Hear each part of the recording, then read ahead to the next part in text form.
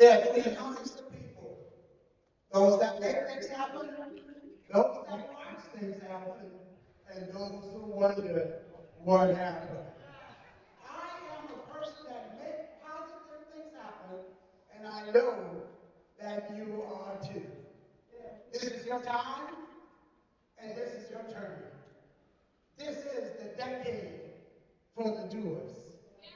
To turn your stumbling block into stepping stone.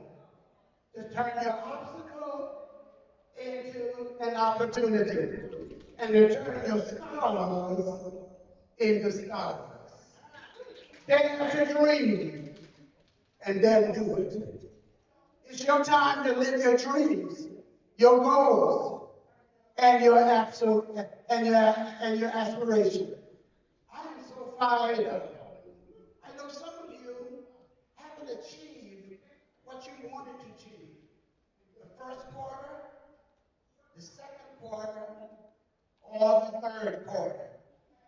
Well, those quarter is in the tomb, but this is the fourth quarter and it's in your womb.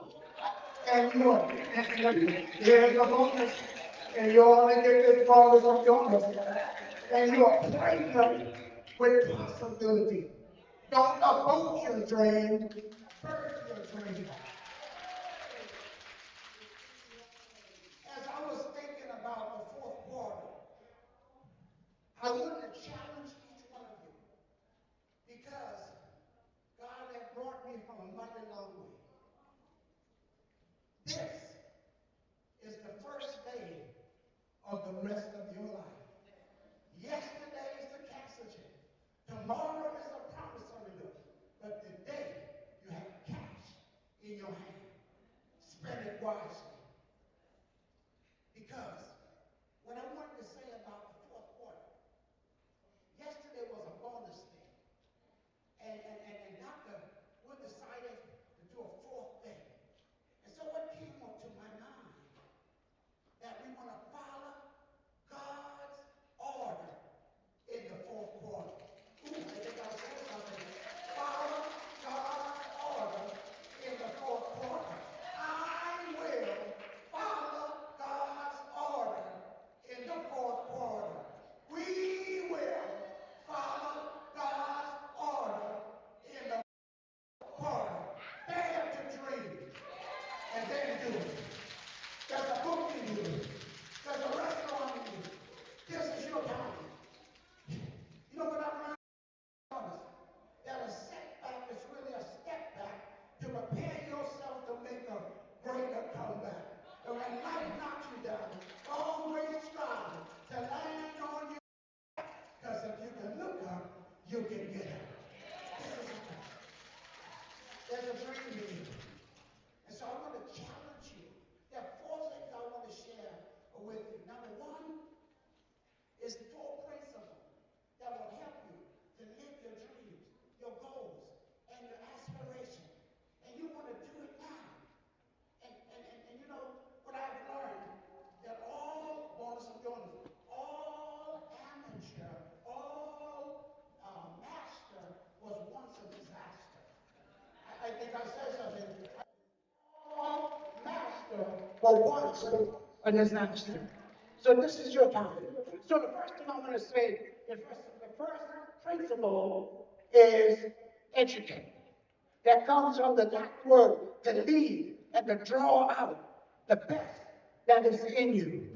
Yes, it's true. There's a genius in you.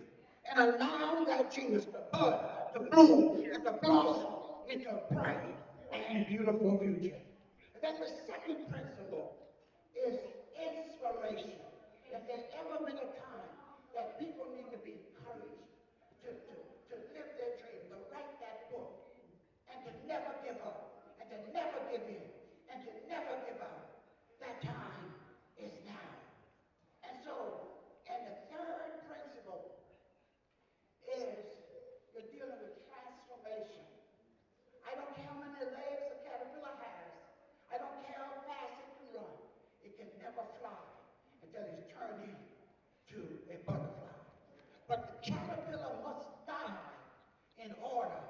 for the butterfly to fly. What's in you? It'll move away, Barnes & Jones, move away from change to transformation. Because change is temporary, but transformation is permanent. You get a checkup from the neck up. The book that I read that says, be not conformed to this world, but be transformed by the renewing of your mind. A checkup from the neck up. And so, it needs to have a metamorphosis. And then the fourth principle is motivation. Now somebody said, well, I don't need motivation. I just need to get going. Well, if you're heading in the wrong direction, you don't need motivation. You need education to turn around. Oh, Mr. Jordan, when your value is clear, your decision is easy. I think I said something. I think that's called Mr. Jordan. I said when your value is clear, your decision is easy. So, when I was born in South Carolina, I was born so deep in South Carolina that they call it the lowland. It's not the end of the world, but you can almost see the inner world from where I was born. But it doesn't matter where you was born. It doesn't matter where you are right now. What does matter, where you're going. The doctors wrote me off when I was 4 years old. My stomach was protruding as if I was 9 months pregnant. 8 other babies had the same operation. And the doctors told my mother at 4 years old that I was going to die. And they had 8 babies laying there dead. They said I was going to be number 9. So they rushed me into an emergency and opened up my stomach. Because again, it was sticking out like I was 9 months pregnant. And they didn't expect me to live. So they took the tumor out and they sewed me back up. I remember laying in the recovery room with the stitches in my body, bleeding. And I looked over and saw my marvelous mother right by my side. My mother didn't put me in the young folks' home. So when she took ill, I didn't put her in the old folks' home. And so they weren't expecting to live, so I had a massive infection. So they went back into my side to clean up the infection. What they didn't tell my mother, and what I didn't know, the infection went over on the right side. And it took out one of my kidneys. And I was walking around for the last 50 years. I didn't know that I only had one kidney. But here's the bonus. And you only get this bonus from Jonas. See, the doctor gave a diagnosis, but God had the final prognosis. And here's your bonus. And you don't get the bonus from Jonas. Don't let anyone carry you until after you're dead. You're bigger than that, you're better than that, and the best is in you. Now that dust, the blood, the bloom, and the blossom into a bright and beautiful future. So dare to dream and never give up, never give in, and never give out, because it's always too early to quit. Because a quitter never wins, and a winner never quits. So go for it.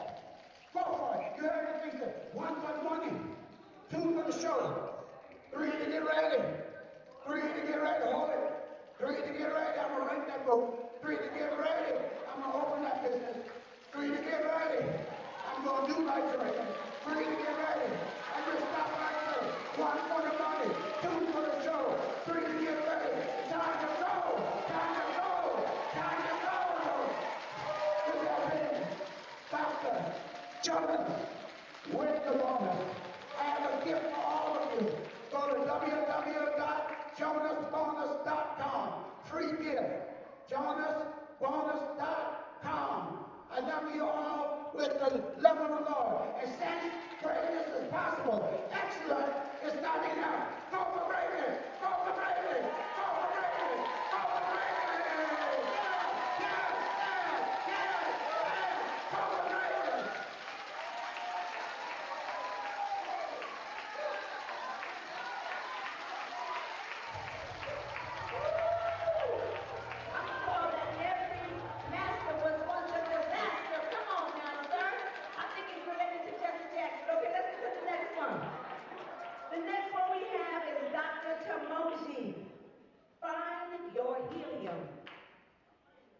Moji is a 12-time author, speaker, professor, and preacher who has graced stages from the hood to Harvard. As the CEO of Create and Facilitate LLC, a corporate training company, she elevates leaders and organizations from elusive to empowered. Put your hands together for Dr. Tony.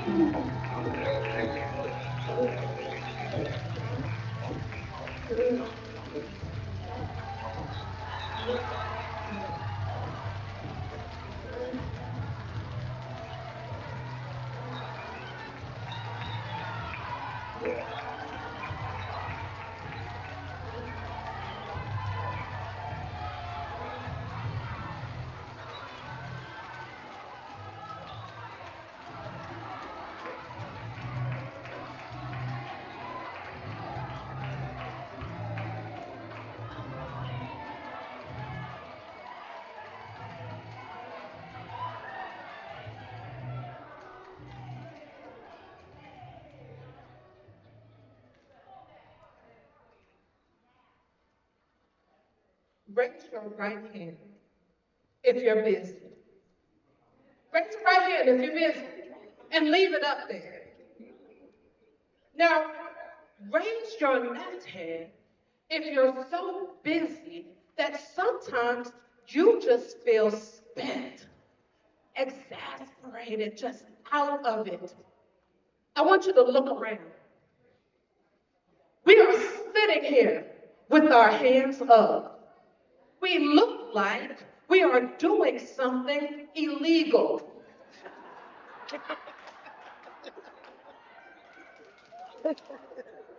And we are committing a crime.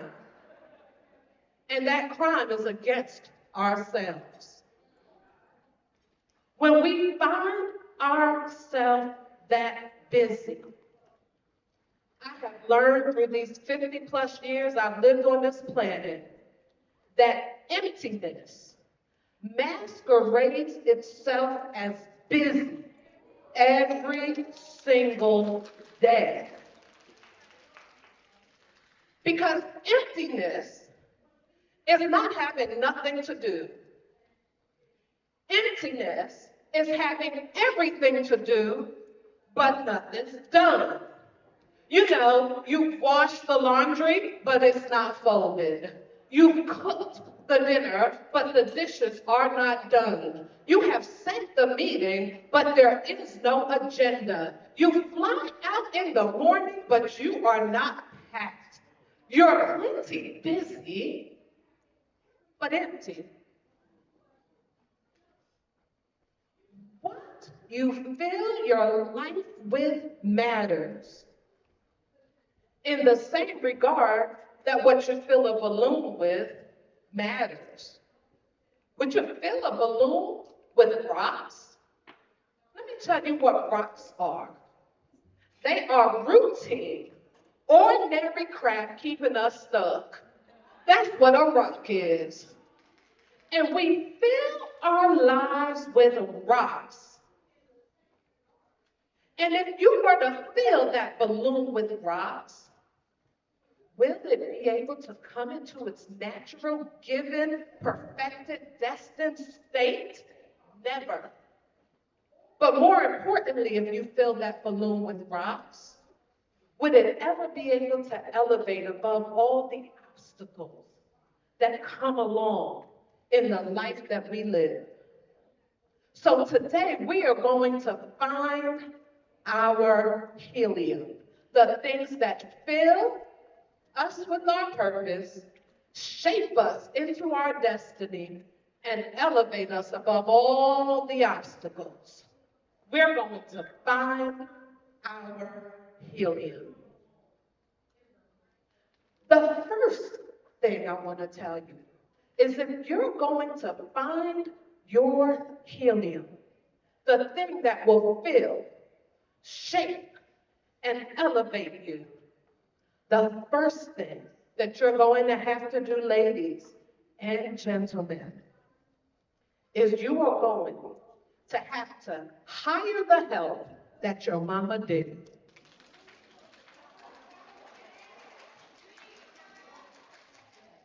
See, in the 60s and 70s, when women started to go into the workforce full time, they were able to go into the workforce. They were fighting for equal pay. They were fighting for equal rights, all of that. But somebody sold them a lie that if you didn't cook your own food and clean your own house, that you were not worth your weight in salt. Ladies, that's a lie.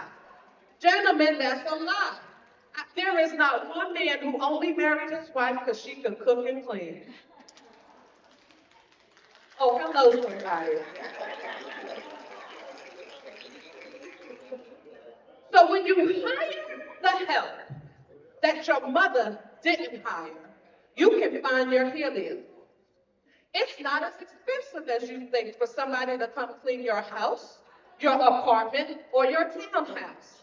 If you can't afford it, I challenge you to save until you can. Because see, those rocks, those regular, routine, ordinary crap that is preventing you, is keeping you stuck, is weighing you down. Why should you clean your own house when somebody is doing that for a living? You should spend that time being creative.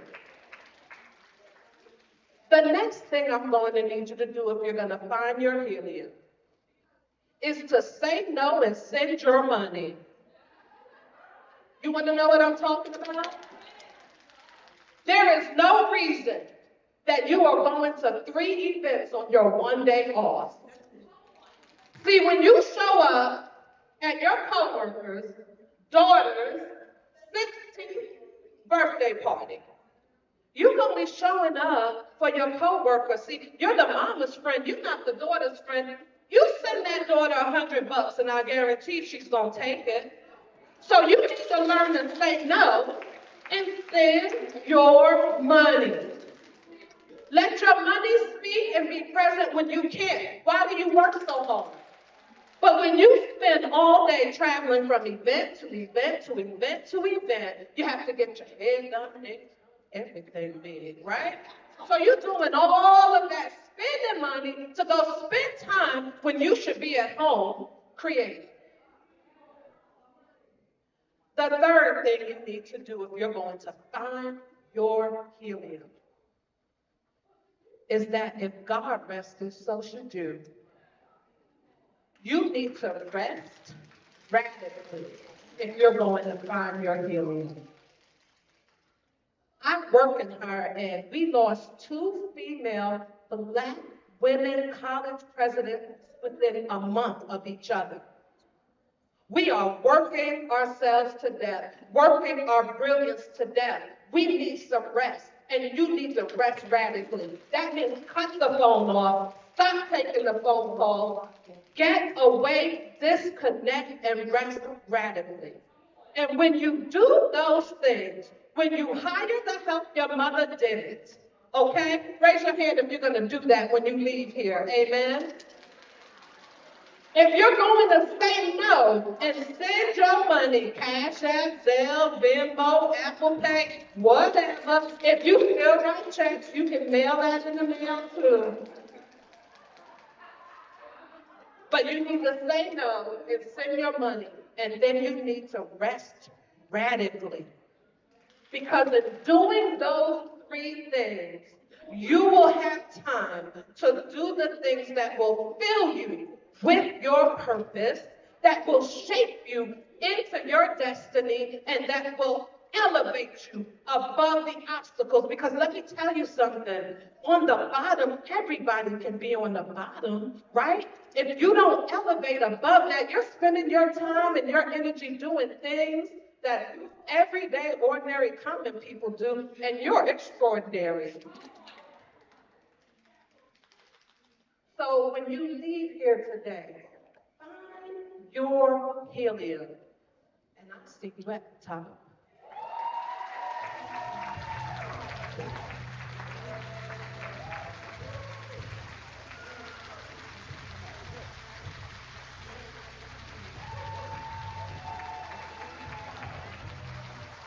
My goodness, I got to check this thing out, y'all. I got to check this out. I'm going to be ready for it. I'm going to be ready. Check. Come on, Another round. Next, we have Bridget Washington. Own your BOLD, bold. Bridget Washington, the passion inspirator, is a transformational coach, speaker, trainer, podcast host, best-selling author, and founder of Remarried Global, a personal development and leadership company that empowers and equips individuals to redefine their purpose and live fanatical. Wow. Let's put our hands together for Bridget Washington.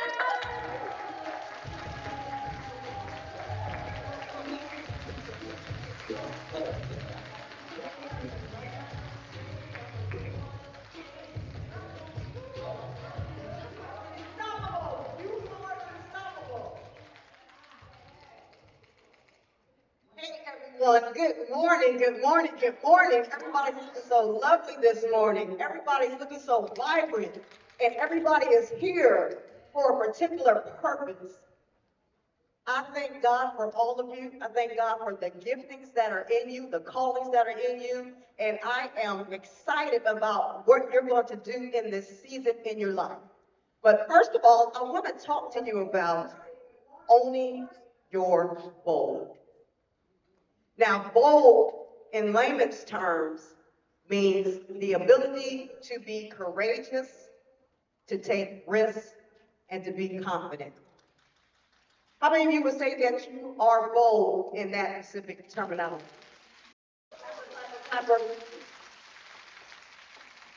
But how many of you know that there isn't always a time when you feel so bold? There are things that go on in your life, hiccups, I want to call them. Hiccups that come and go through your life, whether it's tragedies, whether it's things that happen that just kind of make you pivot when you really don't want to pivot. When you're believing for something and you're praying to God for that particular thing, and He has you on what may seem like a forever delay, or He just flat out tells you, nope, it's not happening. So how do you overcome that? I mean, I believe that God still calls us to be bold, to be that courageous person, to be that risk taker, to be that person who just breaks through the barriers, through the glass ceiling, if you want to call it that. So let's talk about that for a second. For my life, and I'll just share this really briefly, for my life, my bold came over the course of probably a year and a half ago. I am a widow. I shared a little bit of this on the table talks yesterday, but I am a widow, and what has happened is my husband passed away last August of glioblastoma multiforme, which is a form of a highly aggressive brain cancer. 53 years old, vibrant, 6'3", 270 pounds, alpha male, like, hard-headed also, but no offense to the guys in the room. But I watched him whittle away from that 6'3", 270 linebacker frame to someone who could barely walk, someone who could barely talk, or if he did talk, it made absolutely no sense because the cognitive portion was gone at a point, and losing his peripheral vision, all of that. So I promised myself that once he passed, that I would live my life to the fullest. I would be that bold person. And I already was, in a sense, a little bit, but how many know that when life hits you in that respect, things change? Raise your hand if you know that. I mean, you go all across to the wind, and you're ready to just, okay, I'm gonna do the thing. So with the definition that I gave earlier, that was basically a layman's term definition, but we're gonna spell out exactly what I mean today by bold. Number one, Believe in your dream and yourself. You have to believe without a shadow of a doubt that whatever God has called you to do, whatever He has said do in this season, and whatever that is to be upcoming in the following seasons, you have to believe it's true. Believe that it's sure. Believe that you have what it takes to get the thing done. Because if you don't believe, then it's in the wind. You need to believe enough to be able to manifest that thing. You need to believe enough, either His word is true or it isn't. Bottom line. Do you believe in the word that He's given you? Do you really?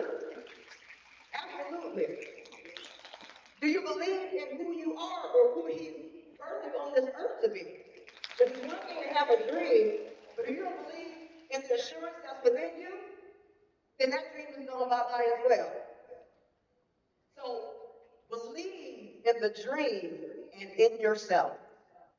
Number 2, the O stands for overcome. We are all overcomers in this room, whether we believe it or not. We have to overcome fear, and we have to take risks. How many people are ready to walk off a cliff today to make their dreams come true? Do you really believe you can walk off a cliff and that God will catch you when you fall? Do you really believe that for your life? Do you believe that you can invest that money in a program? Do you believe that you can take your 401k savings and dump it into a dream and that you'll get an ROI on it? I'm talking that crazy faith. That thing that will push you beyond your comfort level. That thing that will push you beyond your limits. Are you ready to take those risks? Or are you just talking noise? Number 3, the L stands for launch in faith. How many of you are sitting on a dream that you're ready to launch on, but you're not walking in faith and you're scared and intimidated by it? Do you believe in the dream enough to be ready to launch for it? My thing for faith is faith forces actions in the heavenlies. So if faith forces actions in the heavenly, and we believe God gave us the dream and He gave us the ability to implement the dream, you're basically touching His shoulder saying, hey God, I'm ready. Hey God, I know you got my back. Hey God, I know you're going to be with me. Hey God, I know you've given me the gifts, talents, skills, anointing, and ability to get that thing moving and to make it a success. Are you ready to launch in faith? Lastly, dominate your lane. Once you get through the B and the O and the M, it's time to dominate. How many dominators do we have in this room? Dominate your lane.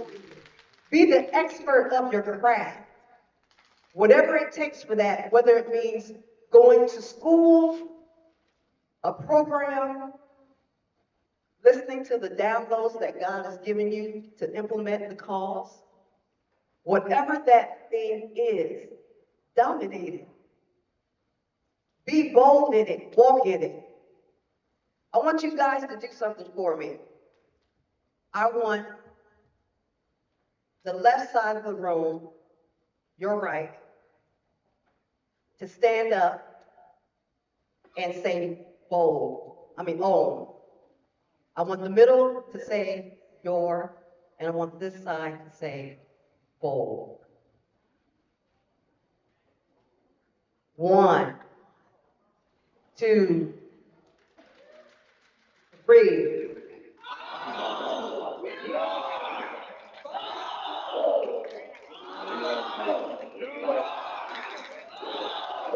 Bless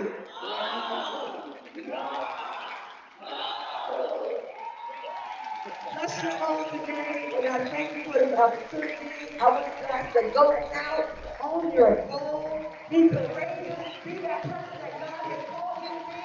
No weapon formed against you shall prosper. You are the head and not the tail. You are above and not beneath.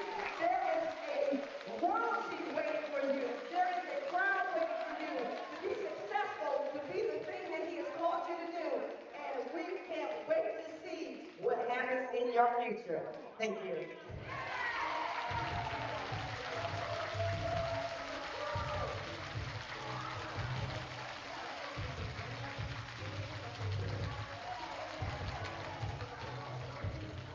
Awesome, thank you so much. I love that poll, and I love the L. You know why? Everybody say why? Because all of you launched yourselves to get here. And we launched ourselves with the Global Speakers University. And we keep launching and launching because that's the only way you can get anywhere, launching faith. I'd love to give her another round of applause. Our next speaker is Dr. Emma Norfleet. Make your triumph greater than your tragedy. Dr. Emma Norfleet is the president and CEO of Helen's Mind of Services, LLC, an international motivational speaker, author, and Amazon first best-selling author as a part of numerous book anthologies with Dr. Cheryl Wood. She also How to Unmask and Resolve Trauma in February 2022. Let's please put our hands together for Dr. Emma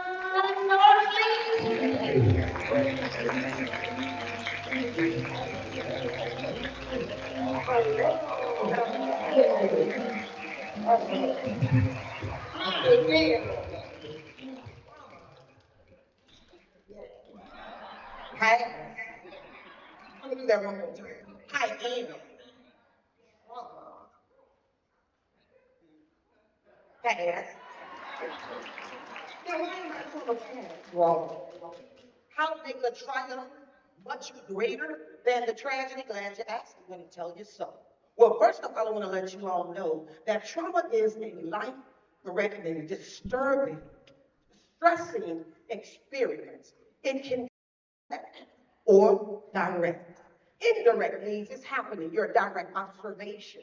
It's happening around you, but direct is happening to your person. So with that being said, y'all, there are also 4 types of trauma. See, trauma is a heavy topic, you all.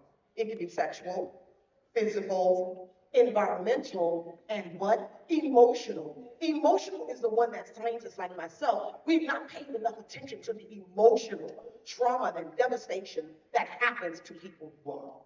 And so I'm charging myself as a science determinant psychologist and social worker, because y'all know I'm an SSM, trauma expert. So what we're going to do today, we're going to do psychoeducational and motivation. It's all in one law. So if I start talking too fast, y'all do like this.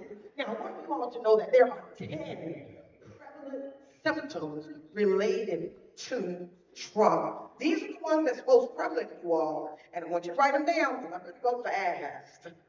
The first one is anger. The second one is avoiding triggers. The third is detachment. The fourth is flashbacks. The fifth, feeling jumpy. The sixth, insomnia. And the next one is lack of motivation.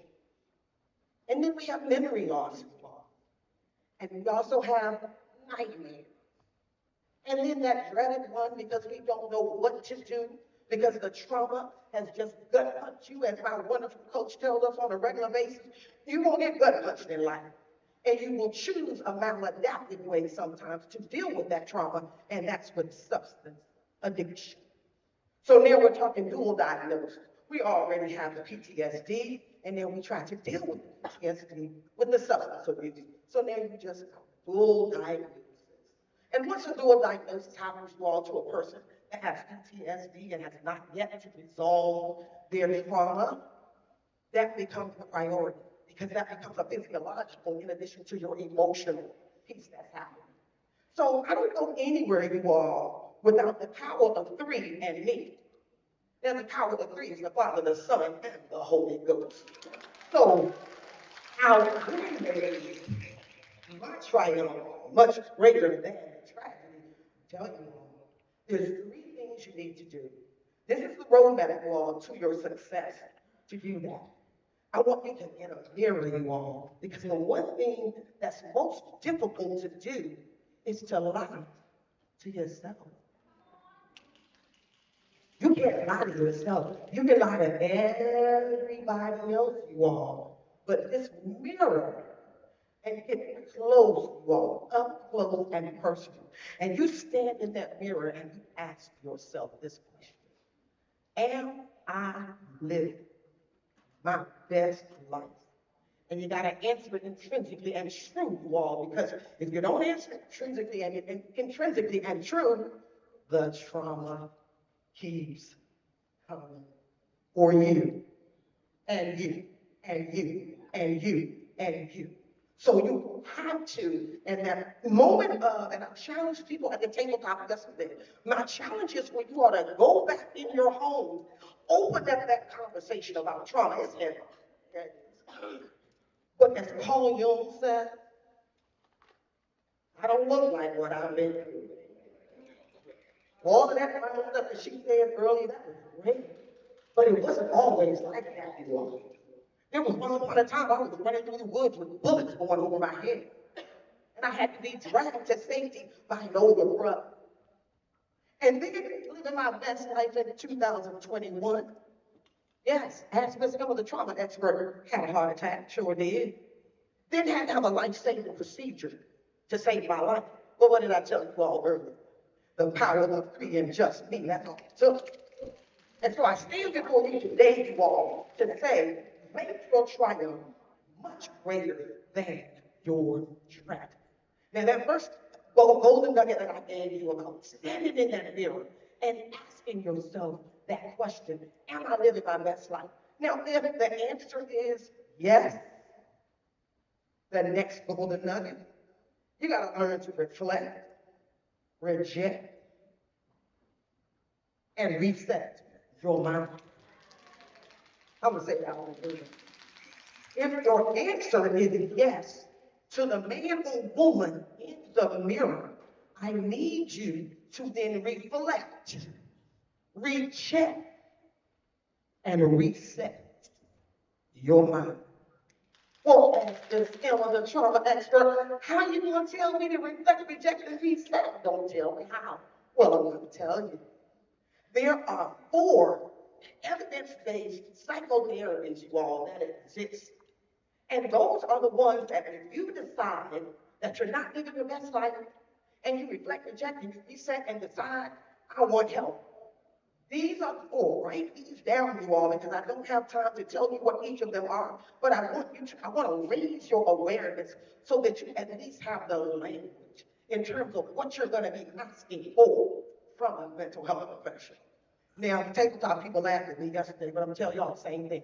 Write this number down, 240 423 4109.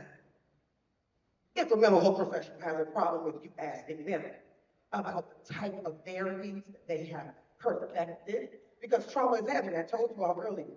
And just so that you know it's a lot heavy, 1 out of every age group 1 through 46, guess what the #1 cause of death is?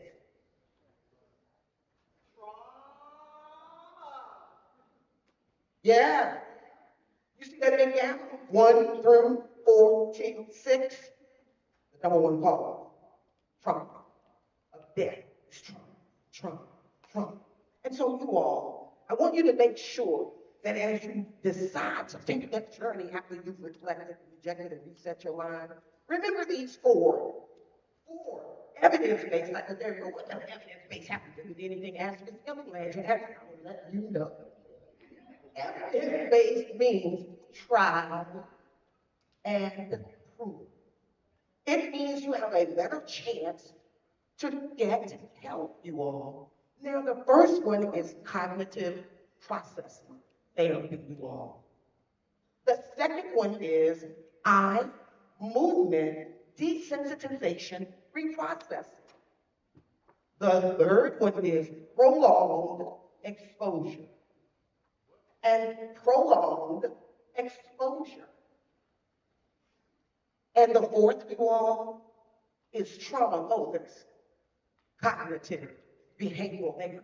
And that's for our babies and teenagers, you all. That's the one that's evidence-based for them. And in my practice, you all, when I'm doing evidence-based therapy with my clients, I have a funny joke. As I end, my clients were so, bothered by the pandemic in the end. But in the beginning, I had no problem. I had no problem. I like being by myself. I don't like people. It was my absolute pleasure. Later on in therapy, when I asked them, you still like being by yourself? In the actuality, we don't like being by ourselves. That's not how God made us. And so with that being said, you all, that is my roadmap in terms of how I made my triumph greater than my tragedies. Because the trauma does what, you all? The trauma keeps coming for you. So don't speak on trauma, you all. And I like the trauma to that Satan person. He's just popping up everywhere, you all. That's kind of how trauma does. So if you remember nothing else from Ask Miss Nell, the trauma expert, I want you to remember to make your triumph much greater than your tragedy, because God has already blessed you survive. You survived the trauma. You survived it, and it's time to make the triumph much greater than the tragedy. I hope I have served you well.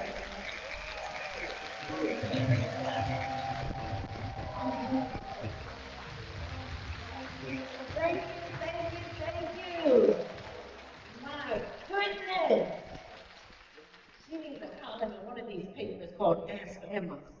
If I was on the edge listening, I have some questions to ask you myself, okay? Thank you so much. All right, y'all enjoying yourself so far? Oh, y'all are free now. Come on, yes, come on. Clap it up. And don't forget, we have 3 beautiful prizes for the 3 who put their things on social media in reference to SpeakerCon all 3 to 4 days, okay? So I already saw a few trying to get those prizes. All right, so let's go. We have Rhinette Upson Bush. Did I say that right? Did I say it right? I want to say it right. Renee. Yeah, you have to say people's names right. I don't care if it's 500 syllables or one first name. You got to say it right, okay? Renee Upson Bush. Come on. Stop playing with the frenemies. Renee Upson Bush is a speaker, MC, best-selling author, and CEO of the Next Level Nation, a personal development and training company that teaches entrepreneurs and leaders how to show up boldly in their business and make more income, more impact, and go to the next level. Let's put our hands together for Renette Upson Bush.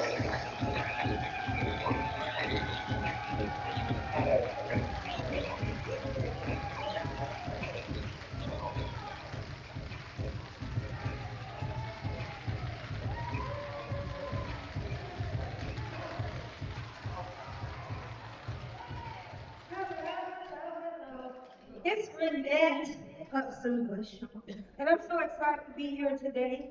And today I'm going to be talking about stop playing with the friends. Now we think about how we got here. First of all, the first thing I need y'all to understand is that we're getting ready to do, and I did a little bit of it yesterday, truth and dare. I didn't say truth or dare, I said truth and dare. Because I dare you to face your truth in everything that you have going on in reference to your business.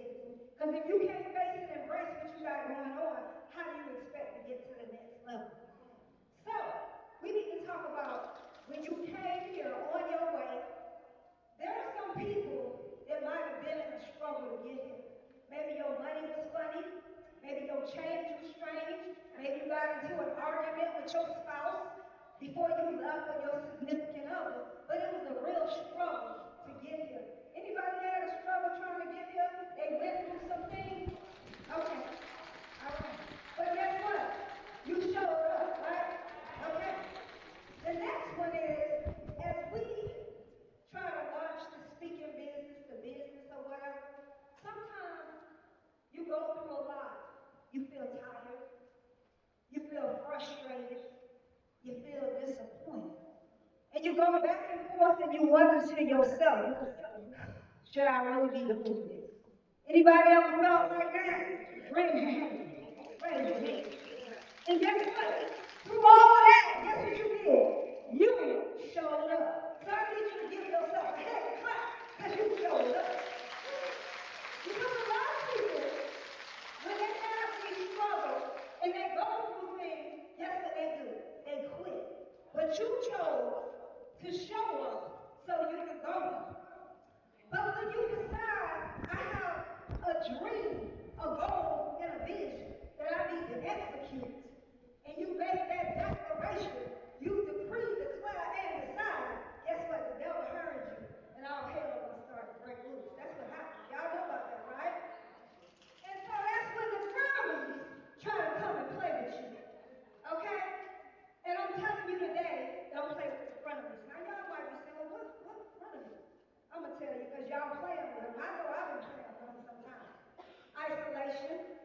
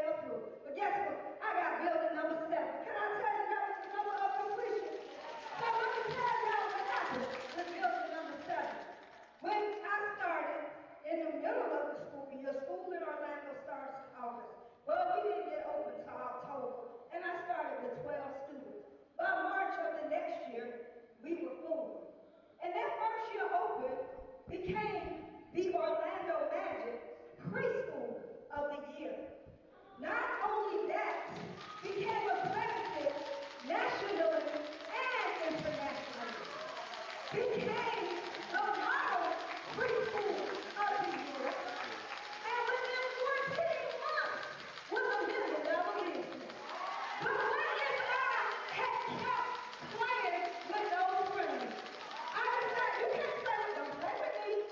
And so that's the decision that you have to make. That you're not about to play with the frenemies. You gotta get up, you gotta show up, and you gotta keep going. So as I was going through all of that hell, yes it was hell, when those 6 buildings fell through, I stood on those 4 briefs. So I want to tell you what they are again. Y'all remember, greatness is your right. Absolutely. All right?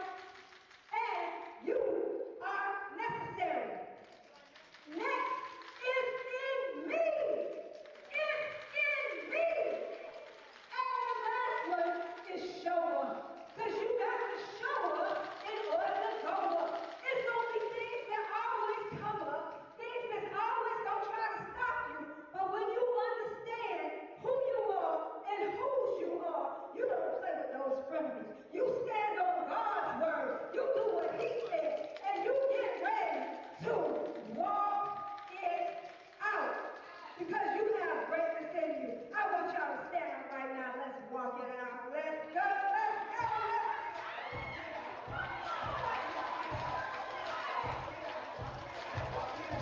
Walk it out. Walk it out.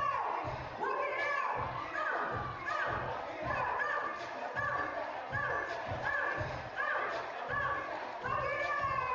Walk it out. Don't play with the family.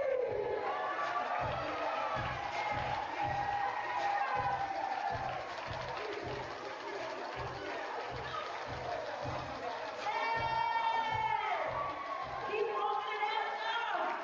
I see youngsters doing over there. Keep walking it. Okay, let me ask you something. Let me ask you something.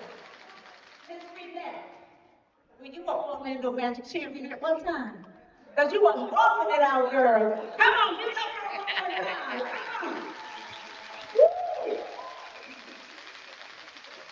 I'm over here taking notes, taking pictures, taking video. I'm excited, y'all. And I'm just the MC. Okay. Woo! All right, let's go. Everybody say, let's go. All right, next, we have Janet Tompkins. From setbacks to comebacks, unleashing your resilience to achieve greatness.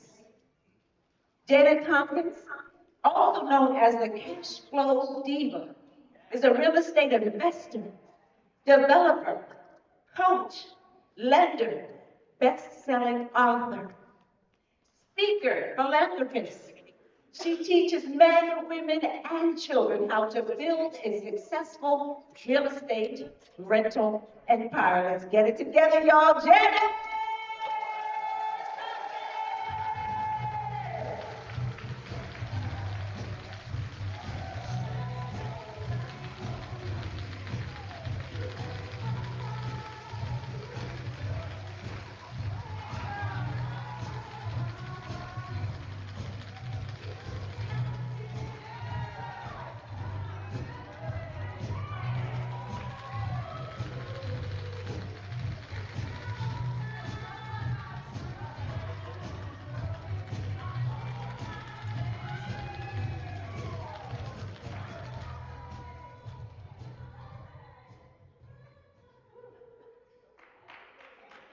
Great morning, great morning.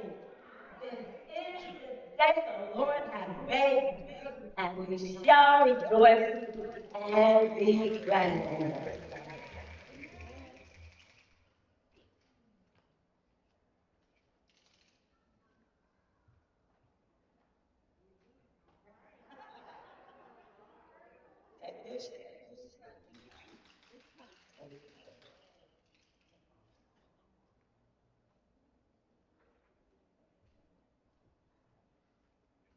Okay, we're not going to worry about that. Then,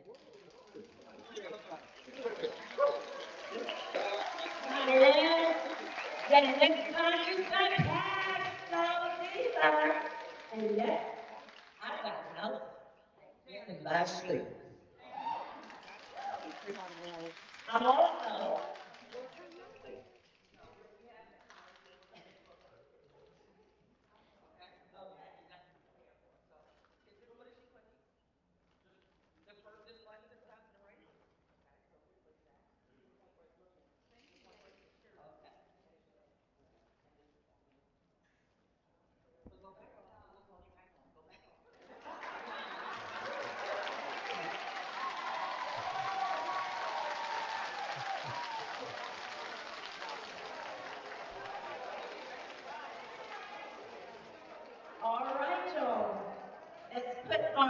together once again for Cheers!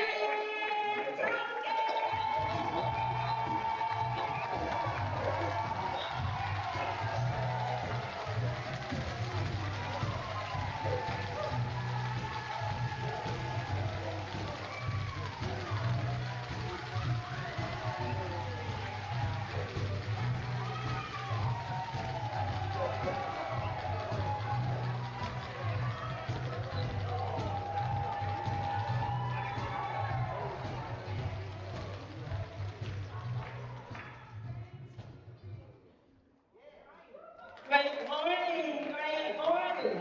This is the day the Lord has made, and we shall rejoice and be glad.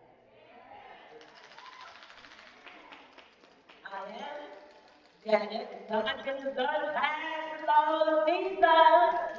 And yes, I'm a child of God. And other about you.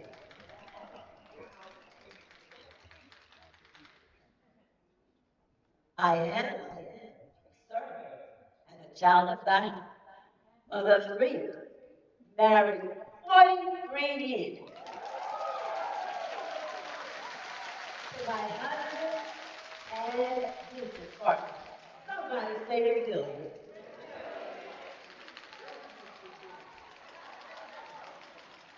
And third, my most important is what we've done in the city of Patton. We created a 74-unit apartment building from the ground up for grandparents raising their grandchildren. The first African American to do so in the city of Patton, New Jersey. We've completed over $700 billion in real estate transactions. And we own over 100 properties in 3 states. I co-authored the first book, The Turning Point, with Jack Canfield. And my pastor called that Rescuing the Children, Redeeming the Family, and Recreating the Community. But it wasn't always that way. I grew up in poverty in the CCP Plaza, New Jersey. The parents who lived from paycheck to paycheck and never owned anything, suffered from low self-esteem. But I've always worked. And in 1973, at the age of 18, I saved $1,700 to buy my first car. I was 1972 food. But I needed a phone number. My parents tried, and I don't have to tell you what happened when I do it. I was devastated, discouraged, and disillusioned, and cried for over a week. You see, we had a tendency to follow the footsteps of our parents. I became both emotional and financially disabled. And as opposed to focusing on becoming the architect of my environment, I became a victim. And even when I became fully successful, I still had self-hate, self-love, and a negative money mindset. It took me 10 years to realize that if I didn't love me, it was all hollow. And no matter how much I laughed, how well I dressed, or how good I looked, it was just a mask, just covered with paint. Can someone relate to what I feel? But I'm standing here today as a testament to the transformative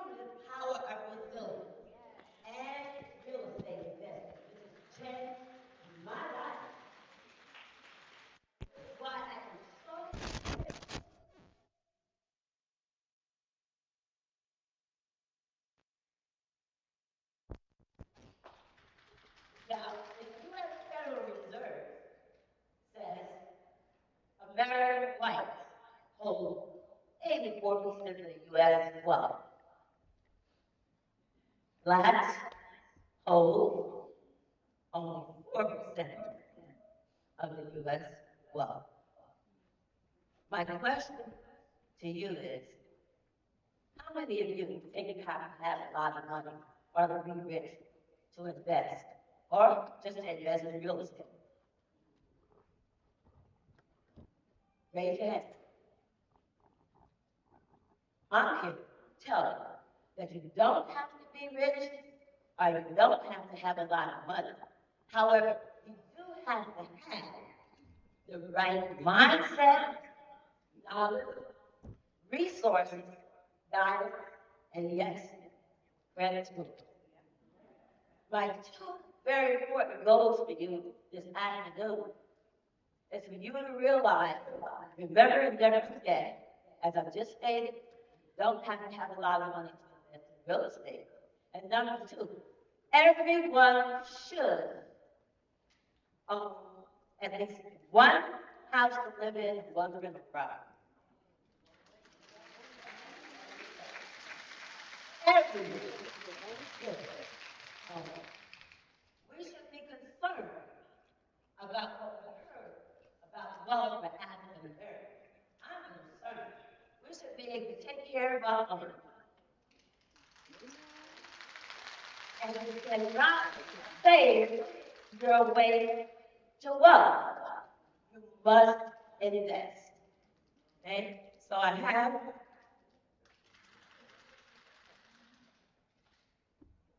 you're also going to need resilience. And you're going to have to improve your PhD wealth. And they are, you're going to need the power to rise.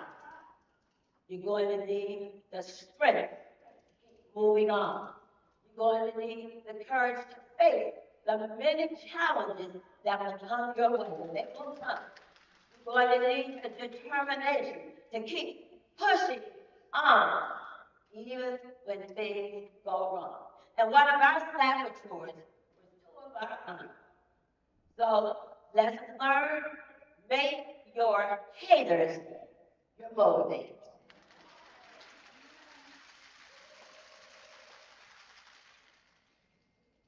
So, real estate investing is the ideal mechanism. One, higher income. That is passive income and cash flow. And don't let anybody tell you that cash flow is the reason you're going to invest. And the more profit you find, the more cash flow that you're going to obtain. And that's either to replace your current income or to enhance it. Depreciation is what the government gives. When you think of it as free money, they allow you to write off the components of the property. And what you're able to do with the paper law, where you're able to actually reduce your tax obligations with that. And then equity.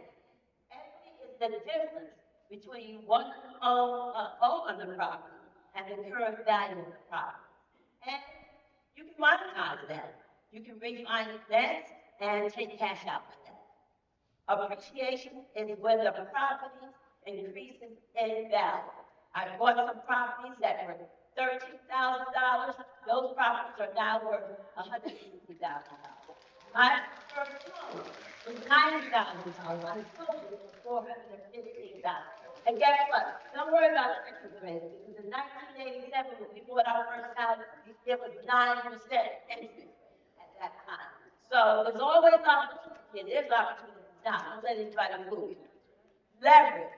Leverage is when, as opposed to you taking $100,000 and buying one property, what you do is you're going to borrow somebody else's called OPN. And you can utilize that to buy the cheap properties if you want. My girlfriend is Gloria Mayfield Betts. Gloria loaned me $100,000 at 8%. I bought 4 properties with the money that she loaned.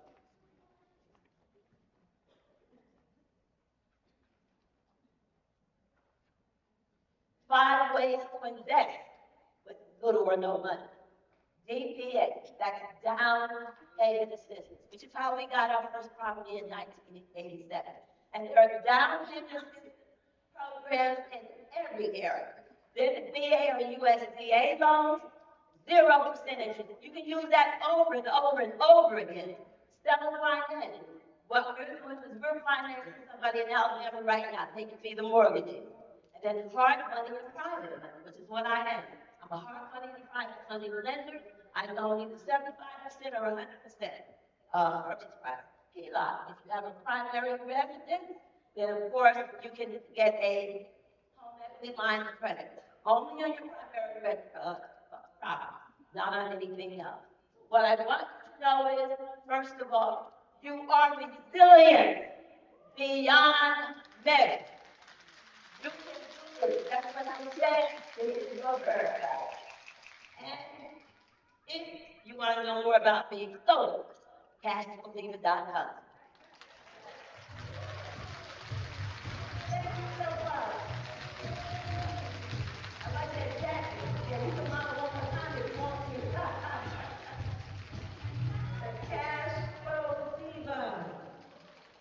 I love what you said, redeeming the family. Of course, you do that through investing and having a home and a piece of the rock.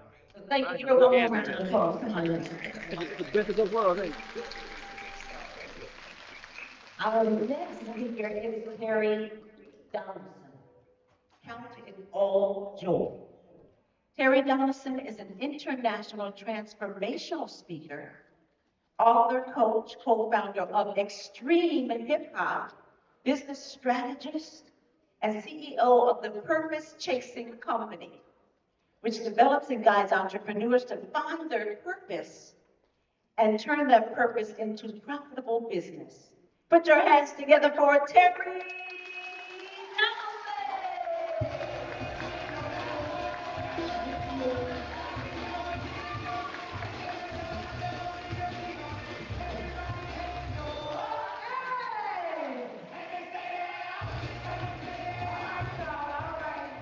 Oh, that introduction, boy. It ain't nothing like what I've been through. A credit score of 480 before I was even able to vote, and 283 pounds in 2020. It was February 2012 when I was driving up to Krispy Kreme Donuts. I was in Cleveland, Ohio. And I was waiting for that red light to come on. I don't know if y'all realize that red light meant that the donut was coming out hot, fresh. And you can get one for free. So I'm sitting in the car and I'm freezing. I got my gloves on, but I'm going to sit there and wait for that Krispy Kreme donut. That light came up. I reached on up to the drive-thru, got my free donut, but that wasn't enough. I got 12 more lemon-filled donuts. Now, I live 30 minutes away from that Krispy Kreme, and before I got home, I had inhaled 6 of those donuts. See, being overweight wasn't a big deal for me. I'm 1 of 8 from a country town, so everything we did revolved around food. So being big was just the norm, but that day, when I was getting out the car, brushing the crumbs off my lap because I was driving while eating, trying to run to my room so my kids couldn't ask my other 6 donuts, I started to get nauseated. I started feeling sick. Like, how did I get to this place where I was eating so much to fill the void?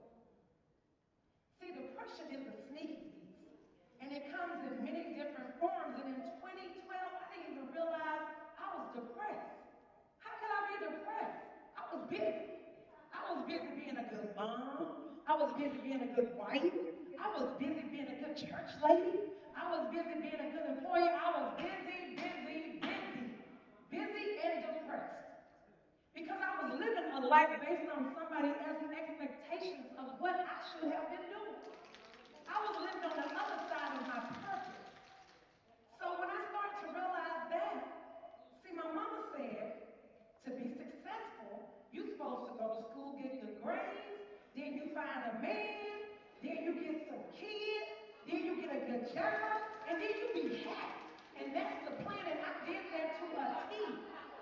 But yet my life went to hell real quick. See, I realized that that plan that was programmed into my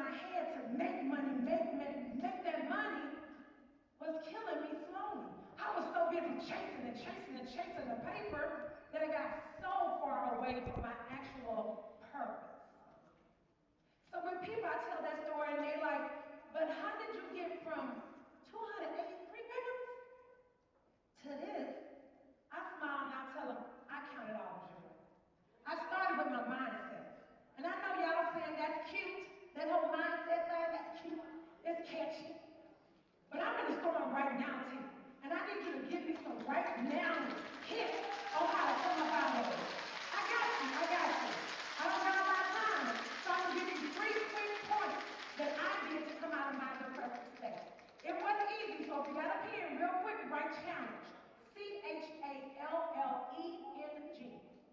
See, I had to take the LLE out of my challenge to get over to my change. The first L stands for life. Now, y'all know we all born with a purpose, with a mission, but somewhere along the way, we pivot. And then society tells us, and even our mind tells us, that we can't go back. It's a lie. You can always pivot back to your purpose no matter how old you are, but you listen to that negativity going on in your head, and you think you can't. The first thing I had to do was turn off the record. I'm sorry, aged myself. Turn off the playlist of the negativity and add some new stuff. That I am worth it. I do deserve it. I deserve to be happy and financially successful in my purpose and my assignment. So that's the first thing. You gotta get rid of that first L, those lies. The second L stands for laziness. Now see, laziness can look a lot like procrastination. So when I was overwhelmed, didn't know where to go, didn't know where to start, I would just stop. Or I come over here and start doing something else that was way away from my purpose. So what I did to combat that is I set some goals. I set some realistic goals, and I made them measurable, and I added some milestones. Because when you add those milestones, it breaks up that big old elephant. It makes it into little bites, so now you're not so overwhelmed. You're not so inclined to just be lazy and stop. You got to get rid of that procrastination, come up with your plan, get your goals, make them realistic, break them down into biteable pieces, all right? And get rid of that laziness. The last thing is E, and that stands for ego. Ooh, yes, ma'am. Now, I'm going to tell y'all a quick little story. I'm 1 of 8. My big brother was my role model. What JoJo did, I was going to do it. What he did, I was going to do it. So when I decided to drive, he took me out, and I was excited because he was a speed racer. He was on. Okay, he was fast. So I got in the car, put my seatbelt on, boom, I was gone. He was all like, Therese, slow down. And I was like, I've been watching you, I'm good, I got this. So then I got cocky, and I put one hand, and I'm leaning back, and I sped up some more. And he was all like, Therese, slow down. So at this point, he's getting on my nerves because I know what I'm doing because I had been watching you. So stop it and let me go and do what I'm going to do. So I sped up a little bit more. So then he's like, Therese, right up ahead, there's a boom. I'm in a ditch. Why? Ego. That ego prevented me from listening to someone who had already traveled the road successfully before me. That ego prevented me to ask for help, like what's coming up that I may need to see. That ego stops me. You have to get rid of that ego. And I know it's hard, baby, to ask for help and to accept help. That's probably the hardest part of my journey because guess what? I didn't want nobody to know I didn't know what I was doing. I didn't want nobody to think I was weak, especially in a male-dominated field. And I definitely, how many of y'all don't want nobody to come back and say, I told you or I helped you, so you just suffer in silence? That was me. Until I realized I didn't have to do it alone. I didn't have to reinvent the wheel. So I got myself a coach and I got myself a tribe, and it changed the game for your girl. So I'll say this, because right now you may be feeling a little uncomfortable, because maybe you're in the ditch of life. Maybe I touched a nerve. I know this because I was you. I was sitting there and I was frustrated because I was telling myself these lies, and I was a little lazy because I was overwhelmed, and I had this ego because I didn't want to ask for help. But yet I had to change, and not right after college like some people. Not in my early 30s like a few of y'all. Not even right in that. No, I waited till I was 36 years old with 2 babies and a ton of responsibility, but I changed. And today I stand before you healthy, not only physically, but mentally I am healthy. I started a fitness company from scratch, and now it's a multi-million-dollar business with over 3,500 instructors worldwide. And I ain't saying that to brag. I promise you it's not a flex. My real flex is this, that through the storms, it wasn't in vain. When I went through the storm, my storms came with lessons that I could learn from, where I was able to push my purpose forward. Also, if you are working on the other side of your purpose, that storm is just a storm. You just got to cover yourself up and get through it. So my storms, I can count it all joy. So my flex is that I learned from my challenges. I deleted that LLE and I strived and moved on through my purpose. And I am what I am today. So I'm going to leave y'all with this thought. You deserve to be happy and successful, living in your purpose, not just something that's going to make you some money. That money going to come. But when you're chasing that paper, you can't chase your purpose. I'm Tari Donaldson. I'm your purpose pusher. And I'm going to ask you this. What you waiting for? Y'all better get on out there and start chasing your purpose. Thank you.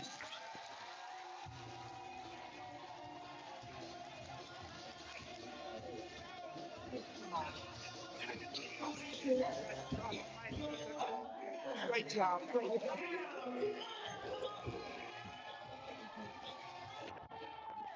Good job. Thank you. Thank you so much.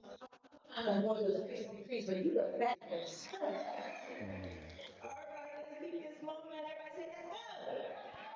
All right, next we have Carol Valletta. Is that right?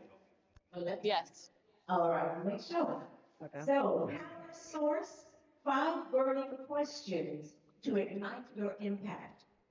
Carol Valletta is a noted parenting strategist, speaker and CEO of the Parenting 411, a parent resource from which she delivers information parents need from sources they can trust, so they can become the confident, insightful guides for their children's needs.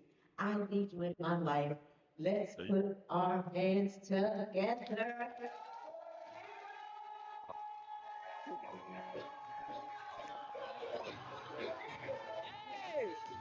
Thank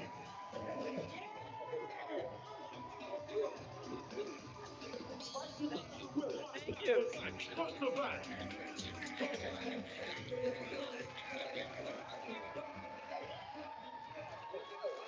there, how does that feel?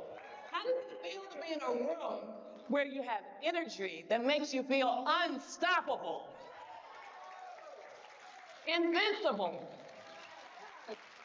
In work and in life, we've got to strive every day to tap into that power source that makes you feel like that. Makes you feel like you can make the impact that you were called to bring to the world. Now, when I talk about a power source, I want you to imagine that generator that sits outside your house or your neighbor's house. And when the storm comes through, blows through and knocks out all the power in the neighborhood, that's when that power source, that's when that generator gets revved up. And all of a sudden, the lights come on and everything's working again like nothing ever happened. How many of you all out there have felt like life has dropped something in front of you, roadblocks, and you can't do what you want to do? Anybody ever felt like that? Well, today, I'm going to share with you 5 burning questions. And when you really get real with yourself and answer those questions, they are what is going to fuel you when you have those moments when everything around you is pointing to a shutdown. Is that all right? All right. Now, I'm going to tell you those 5 burning questions, but I want to start off by telling you why this is so very important to me. So I don't know what it is about February 2012, but something happened to me there. My alma mater called me to come to be on a career panel, and the idea was to expose minority high school students to business education at the undergraduate and graduate level. And so I tried to decline because I was just a mom who talked to moms about being a mom. And the organizer said, please come. We don't have anybody who does what you do.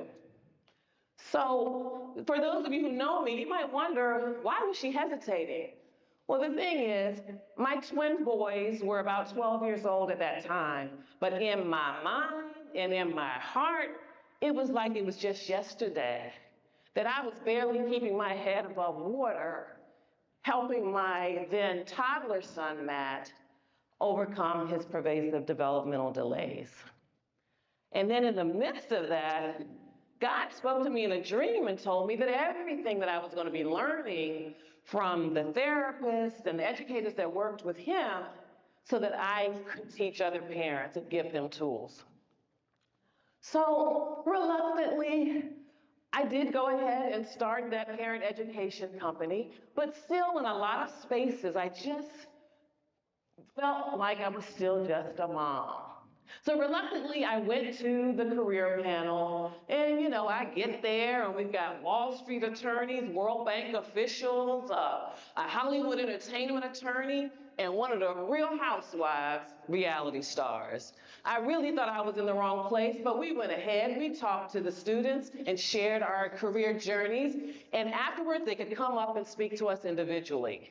And so there was one student that kind of pushed his way through the crowd, and when he reached me, he was a little shy at first, but he made eye contact with me, and he said, I really liked hearing about you helping your son, because I have learning disabilities, and my mother really helped me.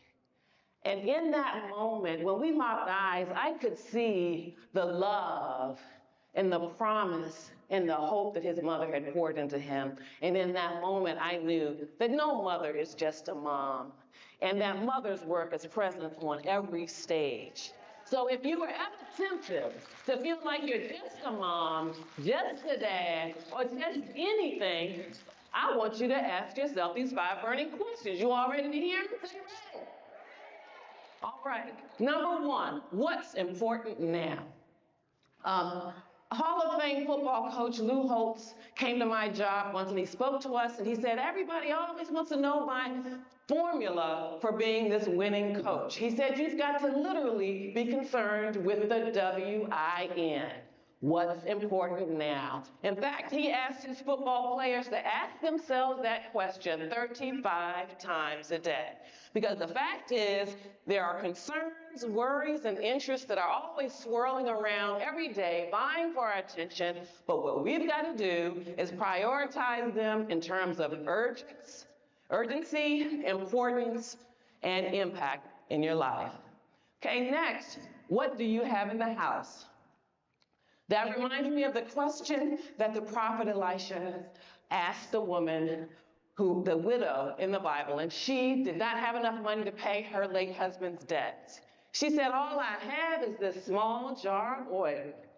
And he gave her specific instructions about what to do because he knew that in a little while, there were going to be blessings flowing out of that small jar of oil. And you know the rest. She was able to sell that oil that kept flowing and then still have enough to pay the debts and live on. And so I want to know how many of you are sitting on resources, talents, and gifts thinking you're stuck because you don't value it. And so what I want you to know is you don't have to stay stuck in a rut. You don't have to wallow in woe is me. I want you to get ready to walk and wow, it's me. Okay, so now our third question is, what do you need? Now, some of y'all, well, all of us, including me, we need to get real. Do you really have what it takes to get to the next level? Maybe you need to go back to school. Maybe you need to do some research. Maybe you need to get in some rooms with people who are doing what you want to do. So make a plan to get what you need so that you can be ready to go to the next level. The next question is, what's the plan? You have to create a plan that aligns with your values, your mission, and your vision. So back in 96, I think it was, in my corporate marketing days, I felt stuck. Can anybody say stuck? I had launched 2 products that I know many of you still use. I know I still use it, but my manager didn't value me at all. And I said, I've got to get out of here and into another group. So I was laser focused on this one manager, and I said, I want to work for her. And so I saw her walking down the hall one day, getting ready to get in the elevator, so I scooted on in there, put my hand in there, and I introduced myself to her. And I told her I admired her work, and I said, if you ever need anybody to come join your team that makes things happen, call me. 2 weeks later, she called me to come and lead the team to launch a nationwide marketing information system. 6 months later, we launched an award-winning system, and after that, I had 5 promotion opportunities to choose from. So, you know what they say, if you fail to plan, you plan and fail. I had a plan. All right, so the last burning question I have for you is, what have you decided? Nigerian beauty mogul Tara Duratori says, life doesn't give you what you deserve, but what you decided. So don't walk around aimlessly hoping you might stumble on an accomplishment. Be intentional, be bodacious, get clear about what you want. As a matter of fact, you should never be surprised when you accomplish a goal. And why I say that is because achievements happen one decision, one decisive action at a time. So you've got to stay in motion. So I have shared all of these questions with you because I want them to fuel you when you feel discouraged, when you feel shut down. And I want you to be the architect of your destiny and not an accidental tourist. So if you can stand up for me right now, I want us to leave with the positive energy that we started on. I want you to say, I got the power. I'm going to use my power. My power has impact. I have enjoyed my time with you. Please grab my free gift. It's right there on your desk. Thank you, everybody. Lord. Thank you. Thank you. Thank you.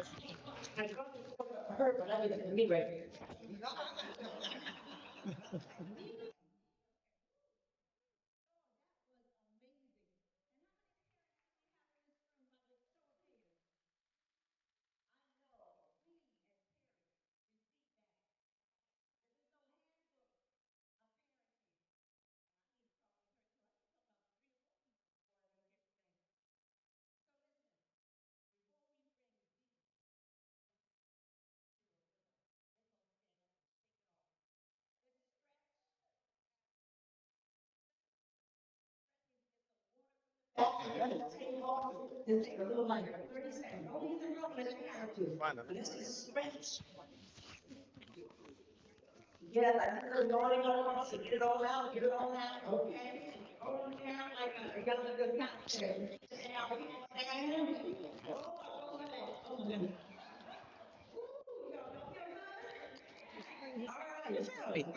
You're looking for it. I need the clicker. Is that up there? Okay, so headset. Gentleman right there, the glasses, come on, here. Oh, yeah. Oh, real quick. Am I on? Because women like to look at men, okay? Most of us are women, men like, okay, thank you, okay? I want you to give 30 seconds or less, 30 seconds or less, what you got out of this, all these amazing women, I think we have one man, okay, what you get out of it? I got out of it. I'm Terrence Melvin, and I got out of this. If you don't make it happen, if you don't believe in yourself, it won't happen. So I'm gonna believe in myself. I'm gonna make it. She the mic. I don't feel like doing all of that. It's fine. It's fine. It's fine. I'm Rico Perry.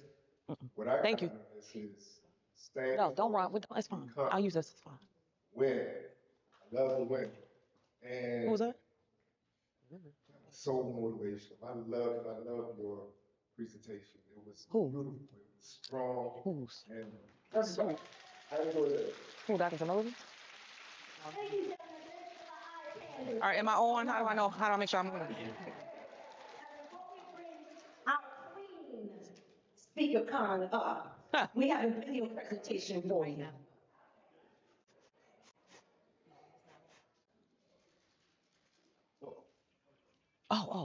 Oh, he got to play the video first. I forgot who's playing the video. And you know, I just want to say something. So when the video plays, she can just come right on up without another intro, okay? Yes. I want y'all to know what you don't know. Cheryl Wood, Dr. Cheryl Wood. I hear nothing As you long saying. as I've known her, it's just been about 12 years, maybe longer. She never goes anywhere without her twin. Oh. But I want her to know I'm a part of the trip. They kept me in the corner here. Enjoy the video. Huh? Okay, can you just turn me on? I'll just do it later. How long is it gonna take?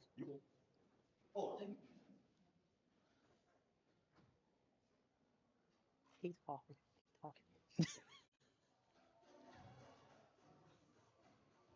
Well, that's not a video. Well, while we're waiting, I'm gonna grab one more person. I'm gonna grab somebody from the back. How about you right there with it?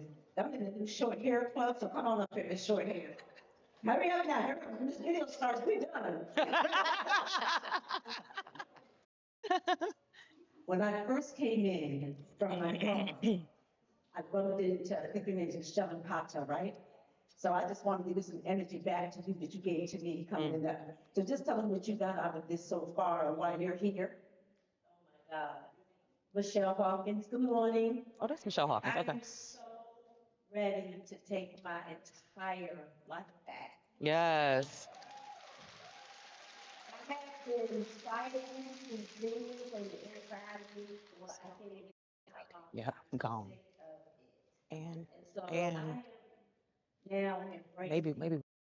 power and the energy that I feel from everybody There it in is. these rooms. Yeah. And when I saw Dr. Renee yesterday, she was just a blessing. She looks so to my good. soul. Renee looks so good, doesn't she? Just Yeah. for those few seconds. And I'm just so grateful that I pushed and I keep pushing. I pushed to be here this morning and I'm just at that stage where I'm just fighting the good fight. And that's how I'm looking at it, with the glass half full, not empty. Yes. The video is like 2 minutes. No, it's just a video. It's the same video I played. Yeah, that is it. The video has been and welcome our girl, Dr. Cheryl, to the stage with all the energy.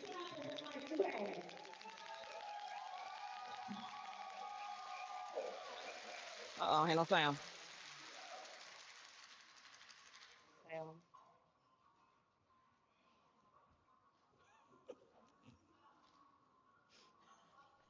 Pause it. Pause it. Whoa.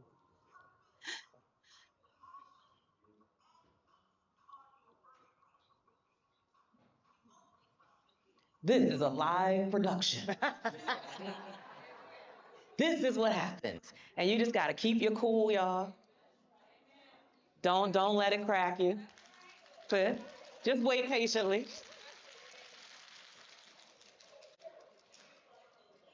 So we'll restart it.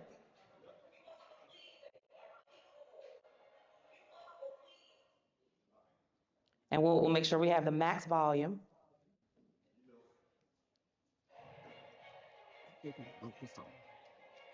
Hmm? Thank you. Thank you.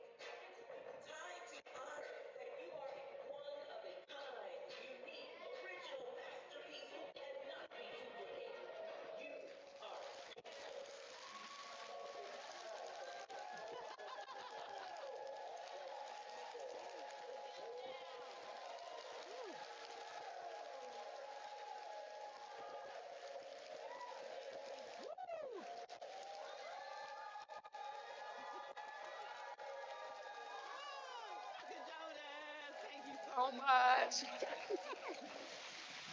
Thank y'all so much. Oh my goodness. Woo. That actually makes me so teary-eyed when I watch that. Because the reality is the manifestation that you're seeing could only happen if I first had a vision. That's why we call this the theme of this SpeakerCon, dare to execute your vision. But first you have to have it, you have to create it, you have to be bold enough to dream up some stuff that you don't even know. Is it really gonna happen? And sometimes you're questioning your own vision because it's so big. But if it's not that big, is it even worth visualizing? If it doesn't like terrify you, is it even worth the time? Because any of us can choose to play safe. Any of us can choose to play comfortable. I don't want to play safe in this life. I don't want to play comfortable. I want to play all out. My husband always tell me, like, you like a dude, you like to chase. You like to chase. And I do, like, I like to see something, put my eye on it, and then get it, and then I'm looking for the next. Because for as long as I have life and breath in my body, I owe it to me, I owe it to you, I owe it to God to honor whatever calling there is on my life. So if my tech guy will pull up my video, if you have it, when you are ready, I'll start, but I'll keep chatting until you get that up for me. So how are you guys feeling so far about what you've experienced? Give me some noise, come on, louder than that. Yes. I love it, I love it. All right, good. How many of you are going to be here for the duration of the conference? Come on, come on. Yeah. Somebody said this, I think maybe it was Renette who said it in her speech about, in order to go up, you've got to show up. And so many of us keep talking about what we want. We keep talking about this life we want to live, but we don't even show up. And a lot of the blessings that you've been praying for are in the rooms you're not showing up at. So sometimes the showing up is comfortable because it's in your own backyard, it's in your own city, your own state, your own zip code. How many of you know most of those people don't even show up? Did you see how many people traveled to get here? That's the first lesson. And just by the way, a lot of how I teach is I just flow. Now, I'm prepared and I have a beautiful PowerPoint. However, I'm in the moment as well. And I'm assessing the needs of the room. And I want you to pay attention to that because a lot of what I'm doing is I'm modeling how you master communication. I'm modeling for you how you master engaging a room and an audience. So don't just listen to what I say, watch what I do. So that you can ask yourself, what is she doing that I can incorporate into my messaging when I'm on platforms, I'm on stages, so I can be better? So a lot of the times, people who are in your own backyard who know you are not going to be the ones necessarily that support. And can you say that's okay? Say that's okay. Okay. We don't love them any less. We don't love them any less. We only open the door for people who want what we have, who want what we have to offer. Like, stop wasting your time and your energy on the folks who don't. And stop making them feel bad because they don't. There's 7.8 billion people on the planet, and you worrying about the 10 that don't support? You stressing about who didn't show up at the event? Right. When you had 100 who showed up? Like, we really have to start shifting our mindset as it relates to our vision and understanding sometimes God will place you before strangers. And they will be the ones who will open doors. They will be the ones who will sign up for the programs, the packages, whatever it is. They'll be the ones who come to the events or the conferences. And it does not mean that you have to love the people who didn't any less. You just know where they are, and maybe they're not ready to play with you, and that's okay. You keep showing up. So the biggest part of anything that you're going to manifest is simply having the vision. What is a vision? It's this vivid mental imagery. Vivid meaning I can see it. Oh my God, it hasn't even manifested. But God, I can see it. I can hear the 10,000 hands clapping. I can see the 10,000 people standing to their feet after I gave that presentation. I can see the tears streaming down the faces of the 6,000 women who are in that building, who needed me and who would not be transformed unless I showed up. Can you see it like that? Can you see yourself going through the airport, getting on the plane to go to South Africa to share your voice? Have you looked up places in South Africa that maybe you've never been, maybe you've never heard of, maybe you can't pronounce, and you know that's where God is going to send you? Have you envisioned you hugging people and embracing the people who showed up to hear your voice? Have you envisioned what you're going to create to help them go into their next best version of themselves after you leave the stage? Have you envisioned a line of people wrapped around the room waiting patiently, and they will wait as long as it takes just to touch the hem of your garment? That's vision, a vivid mental imagery. You can smell it, you can see it, you can feel it. And I promise you, whatever you can visualize, the vision, the manifestation is going to be even better. The manifestation is going to be even juicier than anything you could ever envision. But let's start with the vision. How many of you looked through your workbooks over the yesterday or today? Did you see the vision before it got here? Let me just say, some of them hairstyles, baby, forgive me. Some of the hairstyles, I was like, whoo, but I was visualizing this, but I started there. So I didn't wait until I looked right, looked the part, was the right weight. I was a plus size woman when I started. I was 273 pounds on a 5'3" frame. And nobody was gonna dictate to me what I could or couldn't do just because I didn't look the part that they said I should look. I'm like, I could work on the dress size. We'll get to that. Because I still had a boo thing. I can work on that part. But I got to get this vision started now so that I could be standing here 13 years later. And when I looked at those pictures and I decided to put those pictures in your workbooks, if you haven't looked yet, just take a couple minutes and flip through your workbook and look at all the lives, some of the lives, that's a minuscule portion of the lives that I've been blessed to touch because I said yes. Yes to showing up when I didn't feel worthy. Yes to showing up when I wondered, would anybody else show up in the room or would it just be me and my husband? Showing up before there were hundreds of people in the room, showing up when there were 15 who would stop everything that they were doing to come and learn from me. Do not despise small beginnings. So often we are impatient and we want it now. We want it all right now. But guess what? You're not even ready for all of it right now. And God knows that. He knows what he's doing.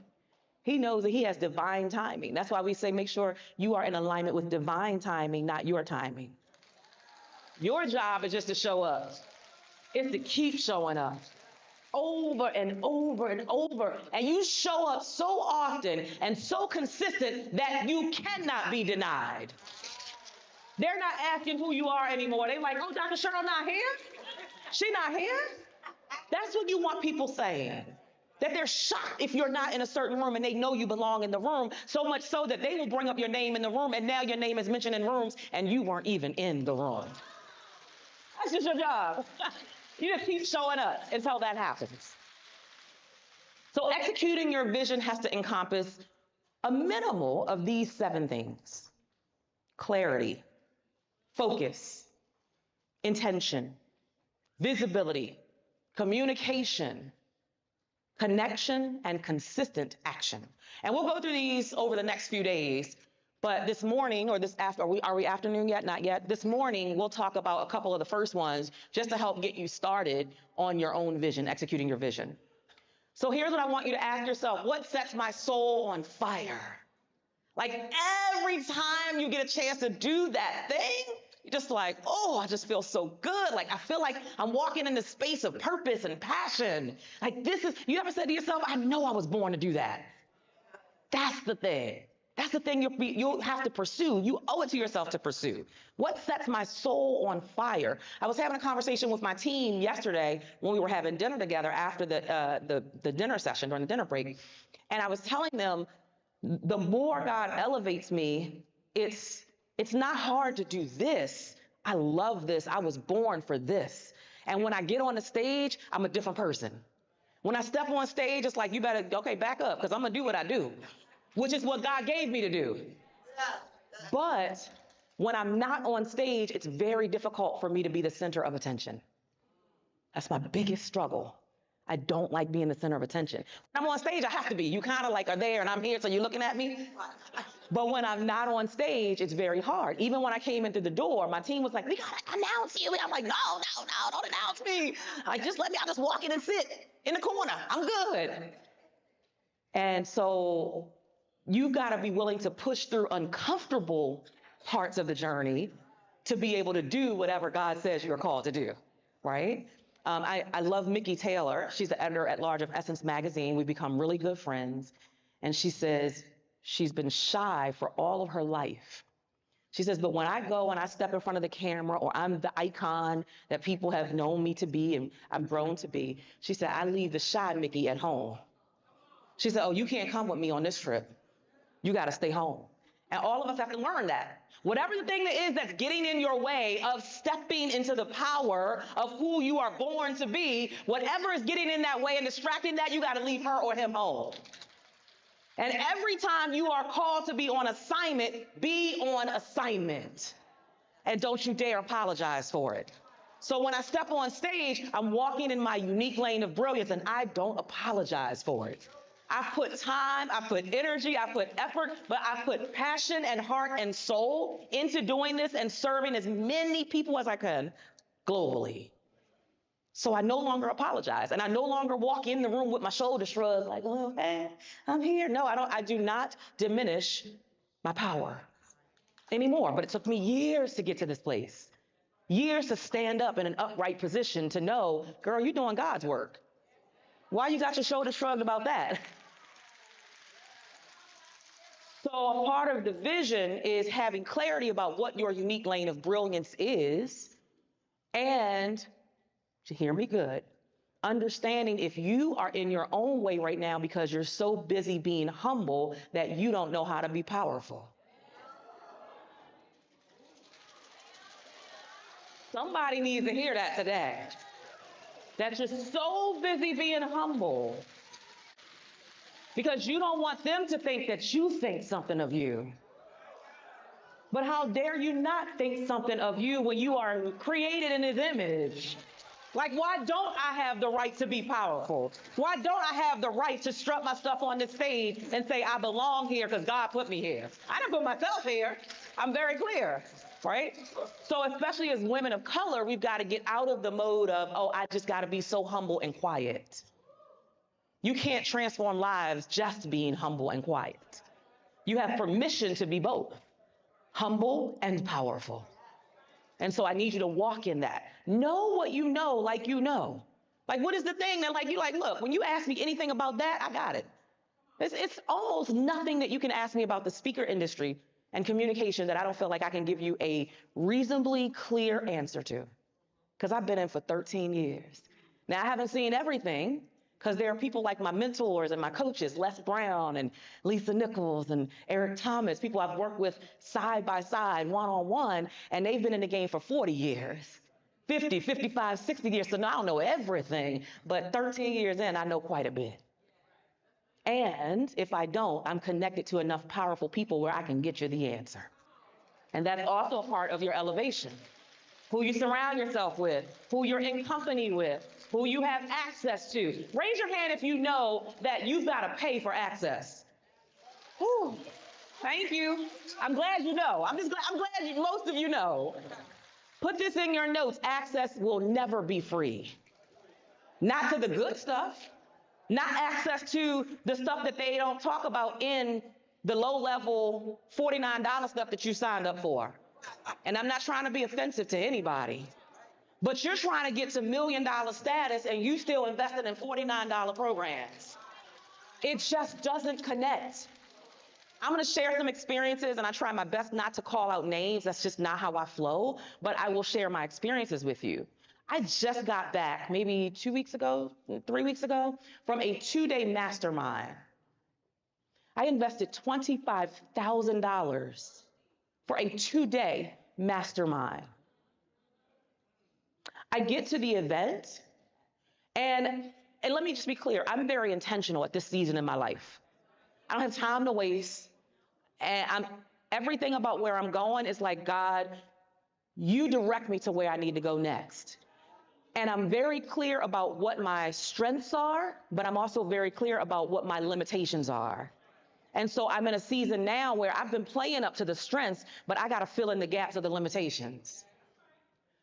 So I put myself intentionally in spaces where I can learn from people who are completely different than me. Be very clear. It's very intentional. It's very strategic. So I go to this event. I pay the $25,000. I buy my flight. I get my hotel, do all that. I get to the event. There are 100 people in the room. So first, can we just do the math? Who knows what the math is? If we all paid $25,000 to be in the room and there's 100 of, what's the base that they started at? Huh? Say it louder, my brother. 2.5 million was the base. 2.5 million was the base. Because how many of you know, raise your hand, that they were going to sell us something else? Raise your hand. Okay. So we're at a base was 2.5 and 100 people showed up. So the person is at the front of the room, and they proceed to give us about a 92-page workbook. I was like, okay, this is different. Like, usually at that level, I'm not getting a 92-page workbook. And literally, they begin reading the workbook. Okay? As in, turn the page. So just imagine me reading this vision. What sets my soul on fire? What legacy do I want to leave? What mark do I want to, no passion, no feeling of expertise behind the words, just words. And then we turned the page, and we did that for the first half of the day. We went to lunch. I'm gonna get back to lunch in a moment, because some of y'all be coming to events to get fed your belly. You ain't come here for your belly to get fed. You came to get your soul fed, right? We'll talk about that. I'm gonna tell you what we had for lunch for my 25,000. And then and we broke for lunch, and then we came back from lunch, and we picked up where we left off. And for the rest of the 4 hours of the day, turn the page, turn the page, turn the page, and read. And it was literally like content like this, what's on the screen, the first definition I gave of vision. And you know what I said to myself immediately? I said, God, I hear you. I hear you loud and clear. Because here I am, 13 years in. I've invested hundreds of thousands of dollars. Why am I still questioning whether I can charge somebody $20,000? Why am I questioning whether somebody will pay what I'm putting out when this is what I got for $25,000? God, I hear you. That was what I needed in that moment. How many of you know no matter how far you've come, sometimes your mind will take you back 15 steps and make you think you're still over here? But really, you're not even over there. You're not even right here. You're all the way over here. And sometimes you just need to be reminded that there are people with a tenth of your talent who are making 10 times what you are making, who are getting on stages and speaking and sharing what they know, the little bit that they do know, and reading the rest out of a workbook. But you're still questioning if you're supposed to be on the stage. Sometimes God needs to wake you up. And sometimes he needs to attach it to a high enough number that you pay attention. So I took 2 days out of my life to sit in a room to invest 25 grand to watch someone read from a book. But it prepared me for SpeakerCon. It prepared me for where I'm going next.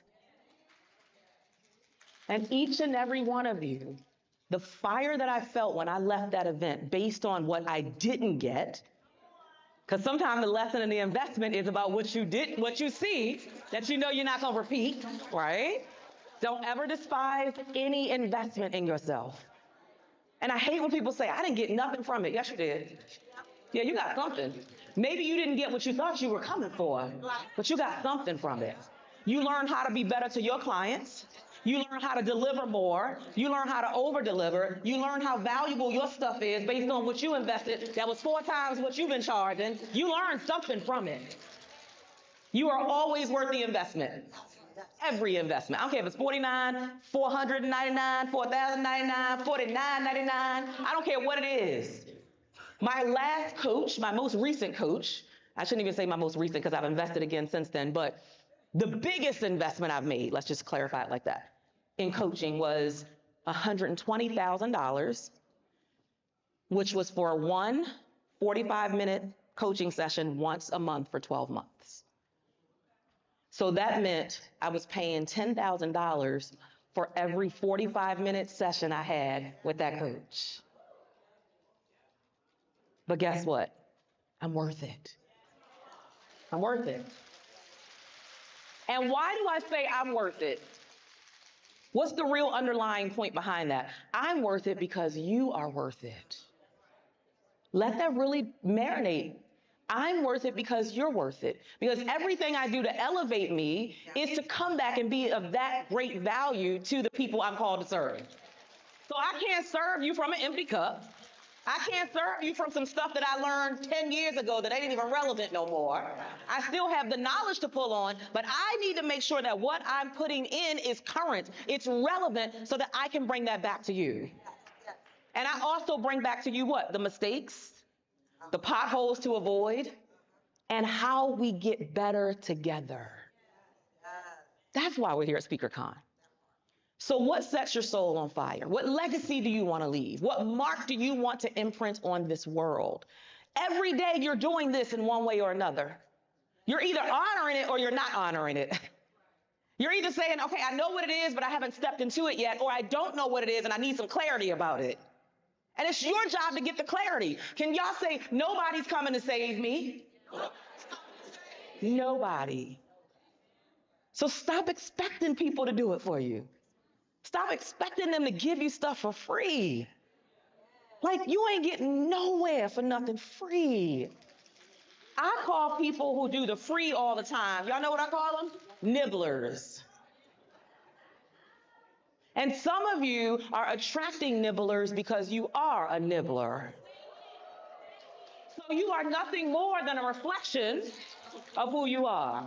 You're getting clients who are a reflection of who you are. And you nibble and nibble on free and low-hanging fruit, and you won't make the huge investment in you. And so then you get mad and wonder, why am I not attracting clients who will make high-level investments? Because you ain't done it yet. Sorry if I stepped on your toes or hurt your feelings, but sometimes that's what we do at SpeakerCon. It's just a wake-up call. You're never going to attract a $30,000 client if you've never invested $30,000. You're not going to attract a $10,000 client if you've never invested $10,000. Raise your hand if you're a GSU graduate. You're going to be graduating later tonight. Look around, y'all. Look around the room. Raise your hand if you're GSU alumni. Raise your hand. Okay, hold on. Now, stop. Now I want you to clap your clapper if you were terrified when you signed up for that number and you saw the number.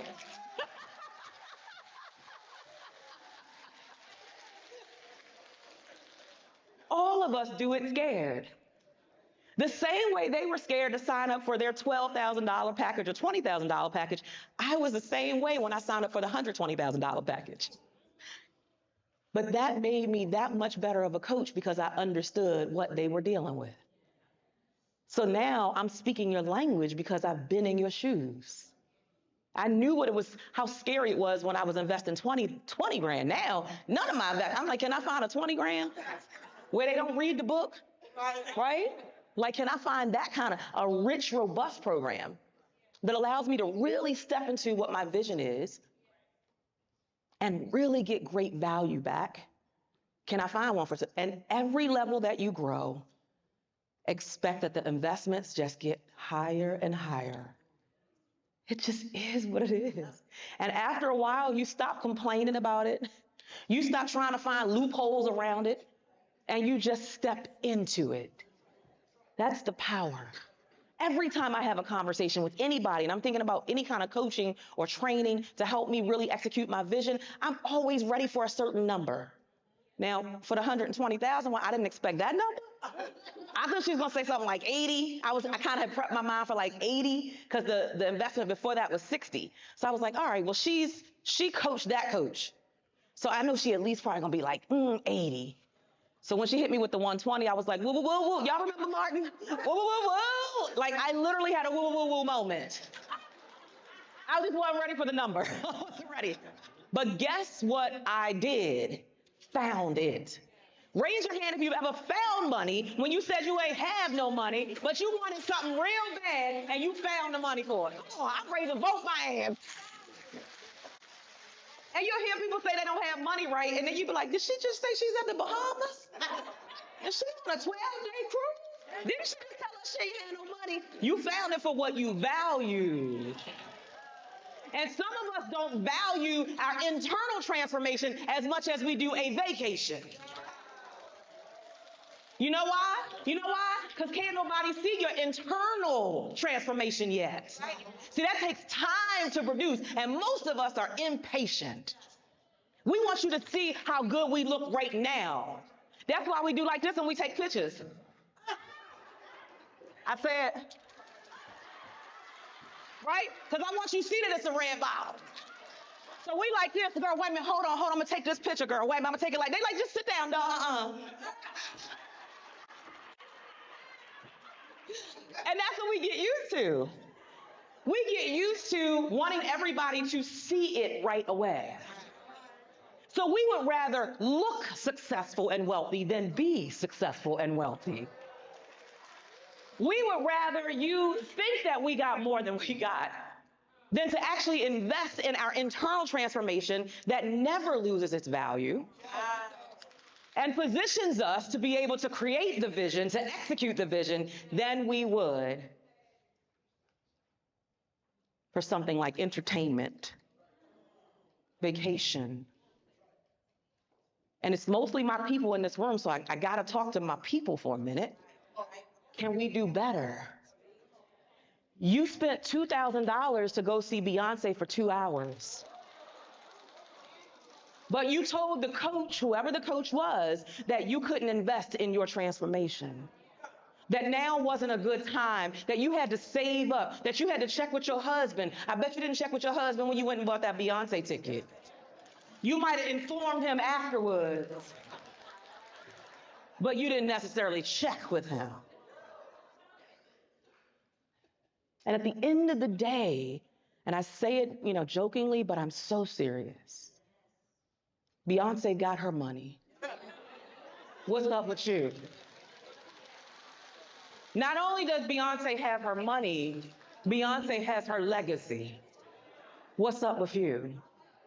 And while you continually spend on things that don't add value to your legacy, honoring the fact that you will not be here forever, and you hope someone will remember you, but then you will not make the investment. And it's not just a financial investment, that's a part of it. And we're talking about that because it's critical that we start understanding the importance of investing in who we want to become. And you're going to hear a lot of that over the next couple days, today and the next couple days. Not just because we want to offer you something and say, hey, we want to support you, but that is one of our jobs. Our job is not to just get up here and get you excited and energized, and you're like, whoa, that was the best conference ever, oh my God. And then you walk out the door and nothing changed about you. You go right back to the same behaviors and patterns and attitudes and whatever else you have going on, and you didn't change in any way or capacity. So it's our job not to just tell you what you can have from a big stage. It's our job to open the door and say, we can help usher you in. But it's never going to be free. And I want you to apply that to your business as well. I want you to stop being afraid of selling. Can we have a moment of transparency? How many of you have a big vision that you haven't accomplished yet? Just raise your hand. That's like most of the room. How many of you don't love selling? It makes you feel yucky. You're like, I'm not good. Or maybe I'm not good at it. I can do better at it. Okay, good. So what I'd love to hear is, why else haven't you reached the vision yet? There's a microphone there. There's a microphone there. I'd just like to hear from a couple people. Why haven't you accomplished the thing that you've been dreaming about? You've gone to 12 vision board parties and put the same photo on the vision board every year, and then you would put it on the next one. You talk about it, you dream about it, you wake up in the middle of the night thinking about it. Maybe it's being on stages, I don't know. Maybe it's writing a book. Dr. Jonas mentioned that in his speech, I don't know. Maybe it's launching the business that you've been thinking about. Maybe it's playing bigger than you're currently playing. Is anybody willing to share what is the thing that's been holding you back? Can you go to the mic, sis? Leah? There, y'all know I'm gonna put the sides against each other. Okay, we got one for that side. There you go, right there. Go to the microphone. All right, good morning, everybody. Good morning. My vision is so big, I can show that it wakes me up out of my sleep. It's constantly in my mind. And what has been an issue for me is support with my children. I'm currently separated from my husband because he'll say, you can't have both. I grew up in the foster care system where people doubted me, where people told me that I couldn't be who I am today, and I exceeded the odds. So for me, it's the disappointment that I feel like as an adult, I'm in a similar situation that I was in when I was in foster care. Mm. And I don't want to be a negligent mother. Mm. And my whole life, I've had to nurture others. And now, when I said 2023 is all about me, I feel neglected and abandoned. Mm. Raise your hand if you've experienced any similar feelings, emotions on your journey. Thank you for being transparent and sharing that. And I will say this, you made a statement about being a negligent parent. There is no greater negligent behavior than not showing your children what possibility really looks like. There is no greater negligent behavior, if I may, than not walking all out in what's on your heart. Because our kids, I'm a mom of three teenagers now. Many of y'all watched my kids grow up in this journey. 15, well, no, I'm sorry, I'm lying. My son just turned 16. I have Irish twins, so they're 10 months apart, so they're both 16 right now. The next one will turn 17 in December, and then my daughter will be 20 in January. And the greatest thing I could ever do for my children was stop playing small and safe. Because small and safe kept me stuck and hostage to a reality that tore me apart. It kept me hostage to a 10 by 10 cubicle for 15 years in corporate America. And I was so scared to walk away from what I knew. So afraid to walk away from what seemed safe and secure, to pursue something that seemed crazy to most, including myself. But my kids will do what I do. They will not do what I say. My son, one of my sons, my daughter is in college now, but then my next kid who's going to graduate, the one who's about to be 17, he doesn't want to go to college, and I don't force college. And you know what he says to me, and I kind of feel bad, but I don't feel bad. He's like, well, mommy, look at you. Look how successful you are. You didn't go to college. I don't have to go to college to be successful. And a part of me was like, boy, don't be trying to use that against me. Don't even try it, right? But each kid is different, and how many know you have to deal with each kid according to who they are? I can't compare him to his sister just because she's in college. This boy can't wait to get out of high school. I said, son, you will get the high school diploma. That's mandatory in this house. And what you do after that, we can work on it. You either got to go to college or you got to have a trade. But he is more empowered to do what he wants versus what the world tells him he has to do because his mom showed him that it is possible. So your greatest power is to keep forging ahead and showing them that even when the people closest to you doubt you, you still have more strength than you could ever imagine. So we celebrate you. Y'all give it up for Leah. Woo, girl. Yeah, and y'all make sure these people who are vulnerable and they share their stuff, like you really love on them when we go to breaks and things like that, because it takes a lot to stand in front of one person and share your truth, let alone, 100 plus people. Sis, she like, you done backed away from the mic a little bit, like, I don't know. Come on. Chauncey, how are you? Great. What has prevented me from walking in my calling is a couple of things that some of the speakers said. Trauma, emotional trauma, from family, lack of support when I thought I needed, but because I was focused on them and not him, it prevented me from moving forward. And my inner Yeah. Y'all got that? Not frenemies, enemies. Yeah. I am, so I think a part of my talk is getting naked and accepting me. For me, like a lot of it has been hitting home. And so I'm trying to be emotional now because I left this right here. And I knew I does the outside. And God does the heart. And to know me is to know that my sole purpose is to share myself so that I can prevent other individuals from walking in the path that I have and lessen the learning curve. Yeah. Yeah. So that's really getting past that trauma and getting. Yeah.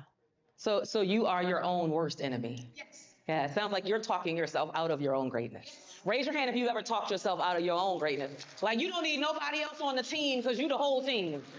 You know how to talk to yourself toxic. You the most toxic person on the team. Please celebrate our sister here, Jancy. Thank you for sharing. So all of us have our own stuff that we're battling or we're dealing with that keeps us stuck.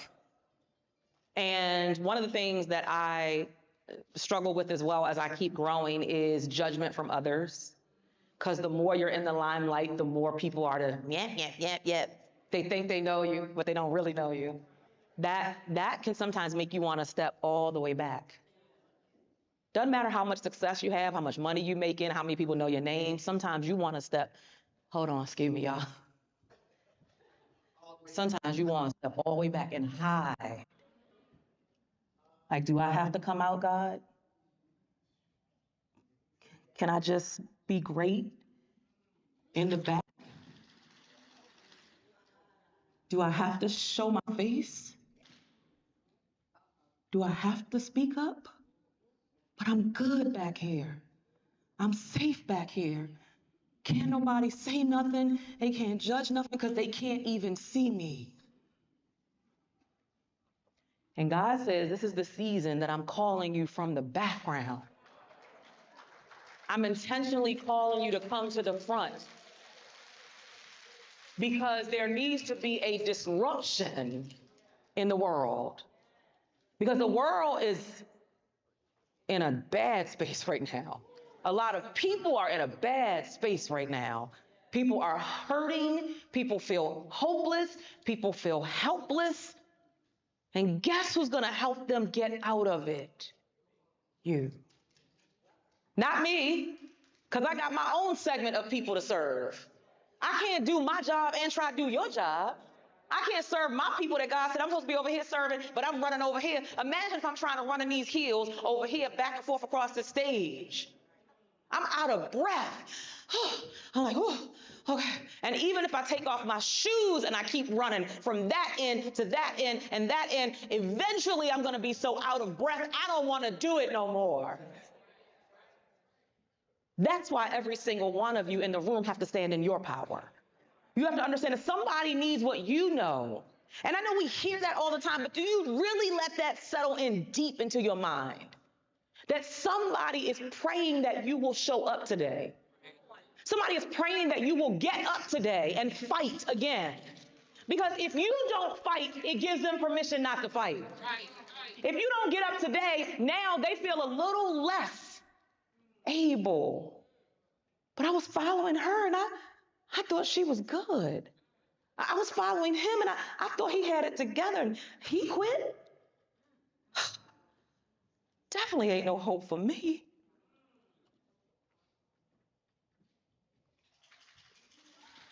So I'm just gonna go on back.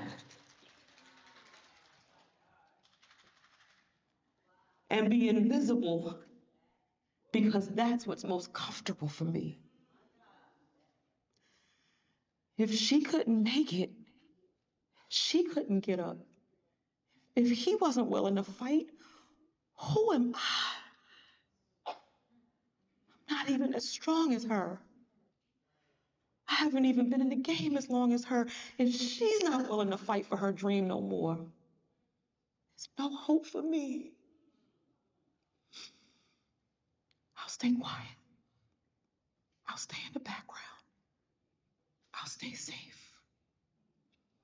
Even though my soul is crying in this safe, quiet space.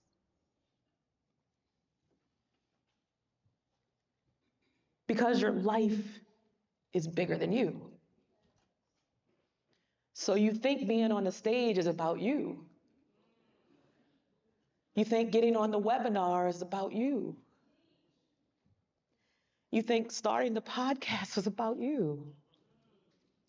You think coming into the room was about you. But it's about the person watching you. It's about the person that saw your journey and said, if she can, I can. It's about the person that knows that I came from Lafayette Projects. The person that knows I have no college degree and for years was like, nobody's going to listen to me. Who would ever pay me money to speak on a stage? NASA.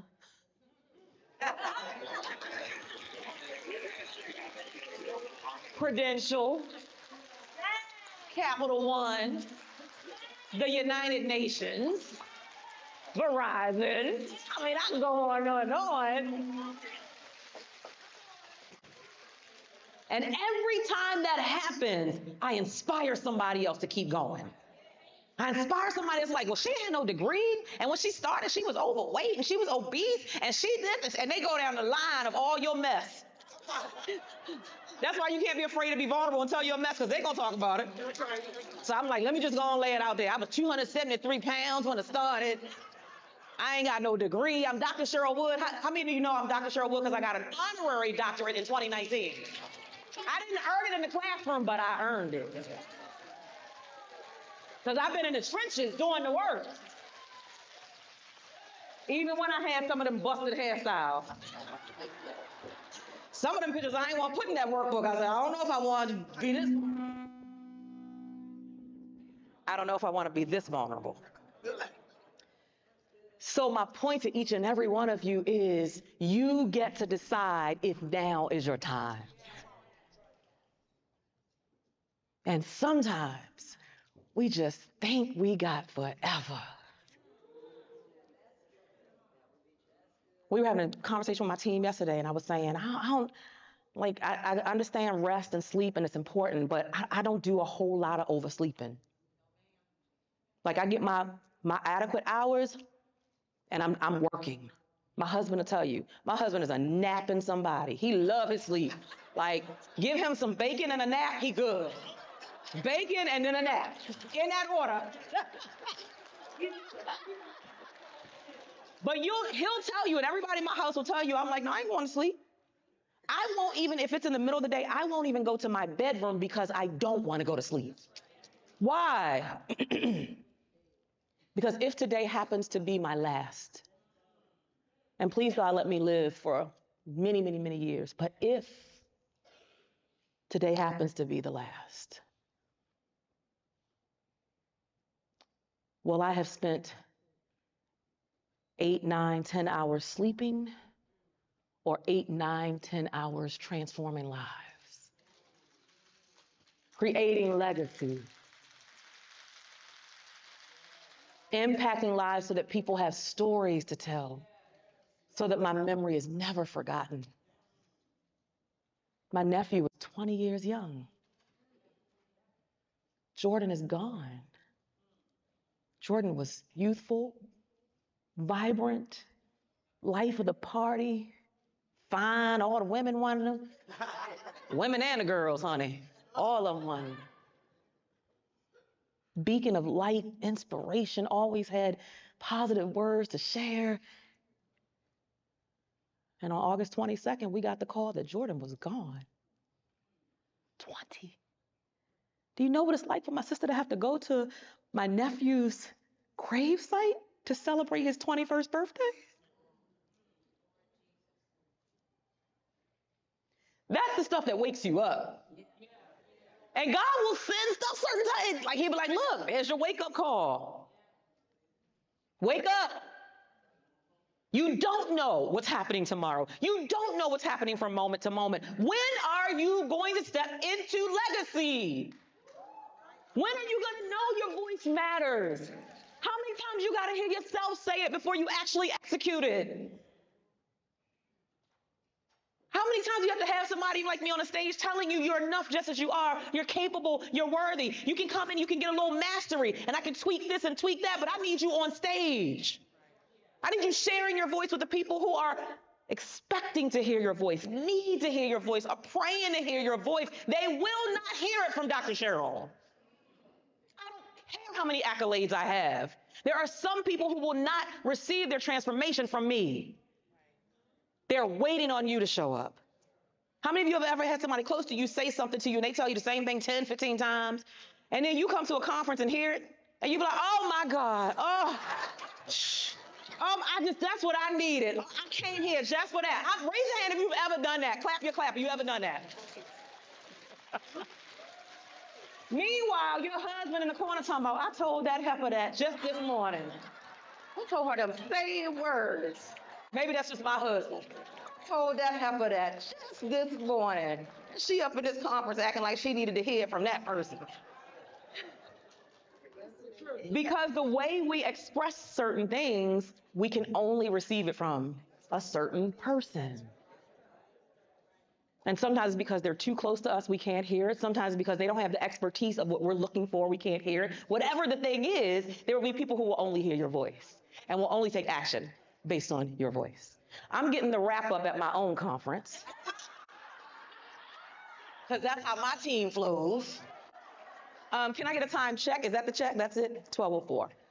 So why did I say we're going to break? We're just going to lunch?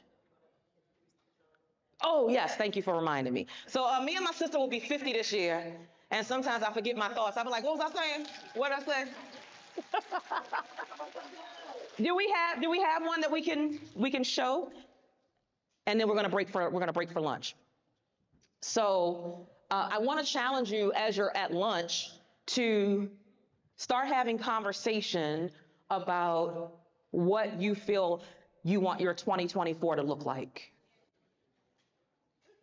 What will you, not do you hope to, what will you accomplish that you've been dragging your feet on, that you've been vision boarding about, but ain't done nothing about yet? Thank you. Oh yeah, I don't need that one, thank you. So that's the conversations that you're gonna have around wherever you go out for lunch. There are plenty of places. There's a place here, beautiful restaurant in downstairs. I mean, you can walk across the street. Anyway, any direction you go, there's restaurants. You can just grab a quick lunch. But let me just say this, don't eat heavy. Because number one, we want you to come back. We don't want you in the room napping. Number two, we want you to come back refreshed and re-energized.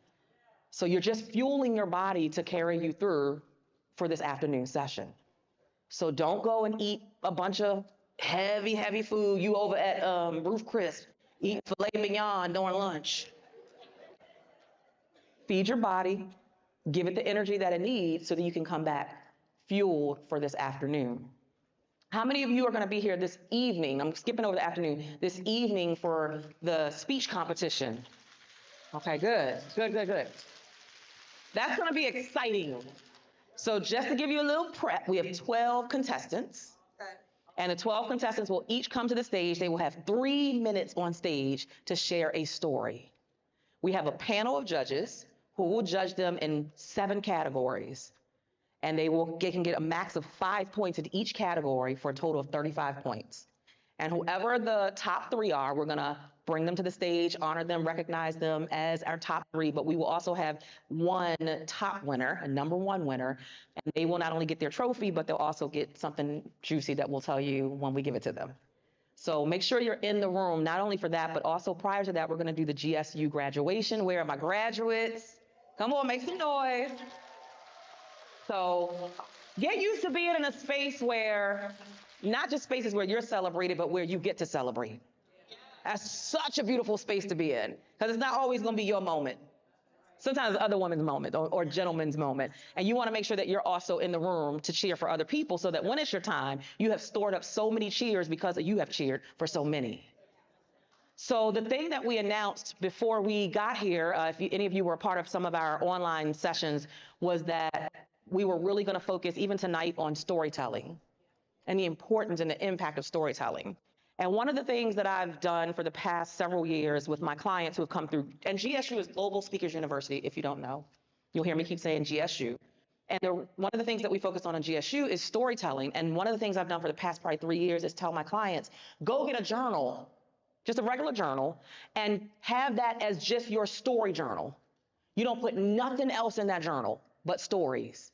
Because people, it's amazing how you ask them about their story and they're like, well, I don't really have no stories. Or I don't really have a signature story. Or I have so many stories, I don't know which one to choose. And so I've always encouraged them, go get a regular journal book from CVS or Walmart, Target, wherever. Just get a regular lined, ruled journal book and start categorizing and cataloging your stories. So that when you start giving presentations, you can flip through that journal and you can pick what's the best story for this speech. Brilliant, right? Well, what was more brilliant is, girl, why do you keep telling them to go to Target instead of creating your own stories journal? And thus, the stories journal is being birthed here at SpeakerCon. Now, the great thing about it is it's not just lines, rule lines, and you got to figure it out on your own. It's juicy. It's going to write the story for you. No, I'm just kidding. This journal will allow you to catalog 52 of your stories, but it gives you the prompts for the story. So you're not guessing, well, what do I write and how do I know where to start it? So I'll give you an example. So this first page is, number one, name this story. Every story that I share, I have a name for it. So it might be Jordan's story. I have a Mickey Taylor story. Maybe I'll tell you that before we leave. I have my dad's story because my dad passed away on Thanksgiving Day in 2009. I have my confidence story.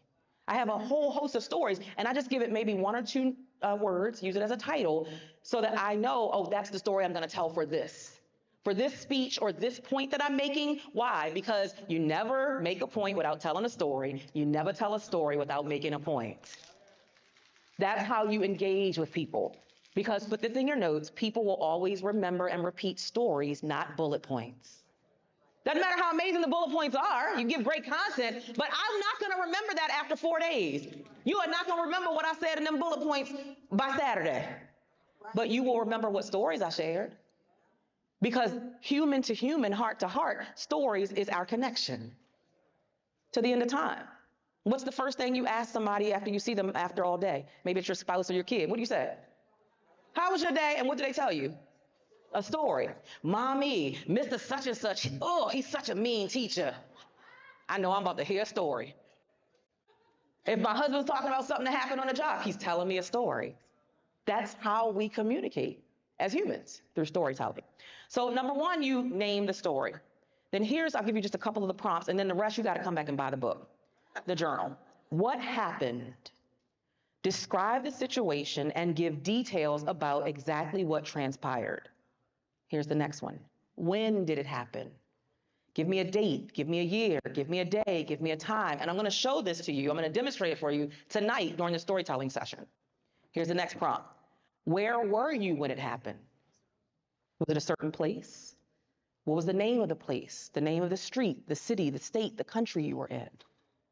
What were you doing when it happened? Who were the characters involved? Who was a part of the story? What was the external environment? Was it raining? Was it cold? Was it windy? Was it snowing? Was it sunny? Did current events at the time have an impact on the situation? If so, describe it. Did you encounter a challenge, a choice, or a struggle? If so, describe it.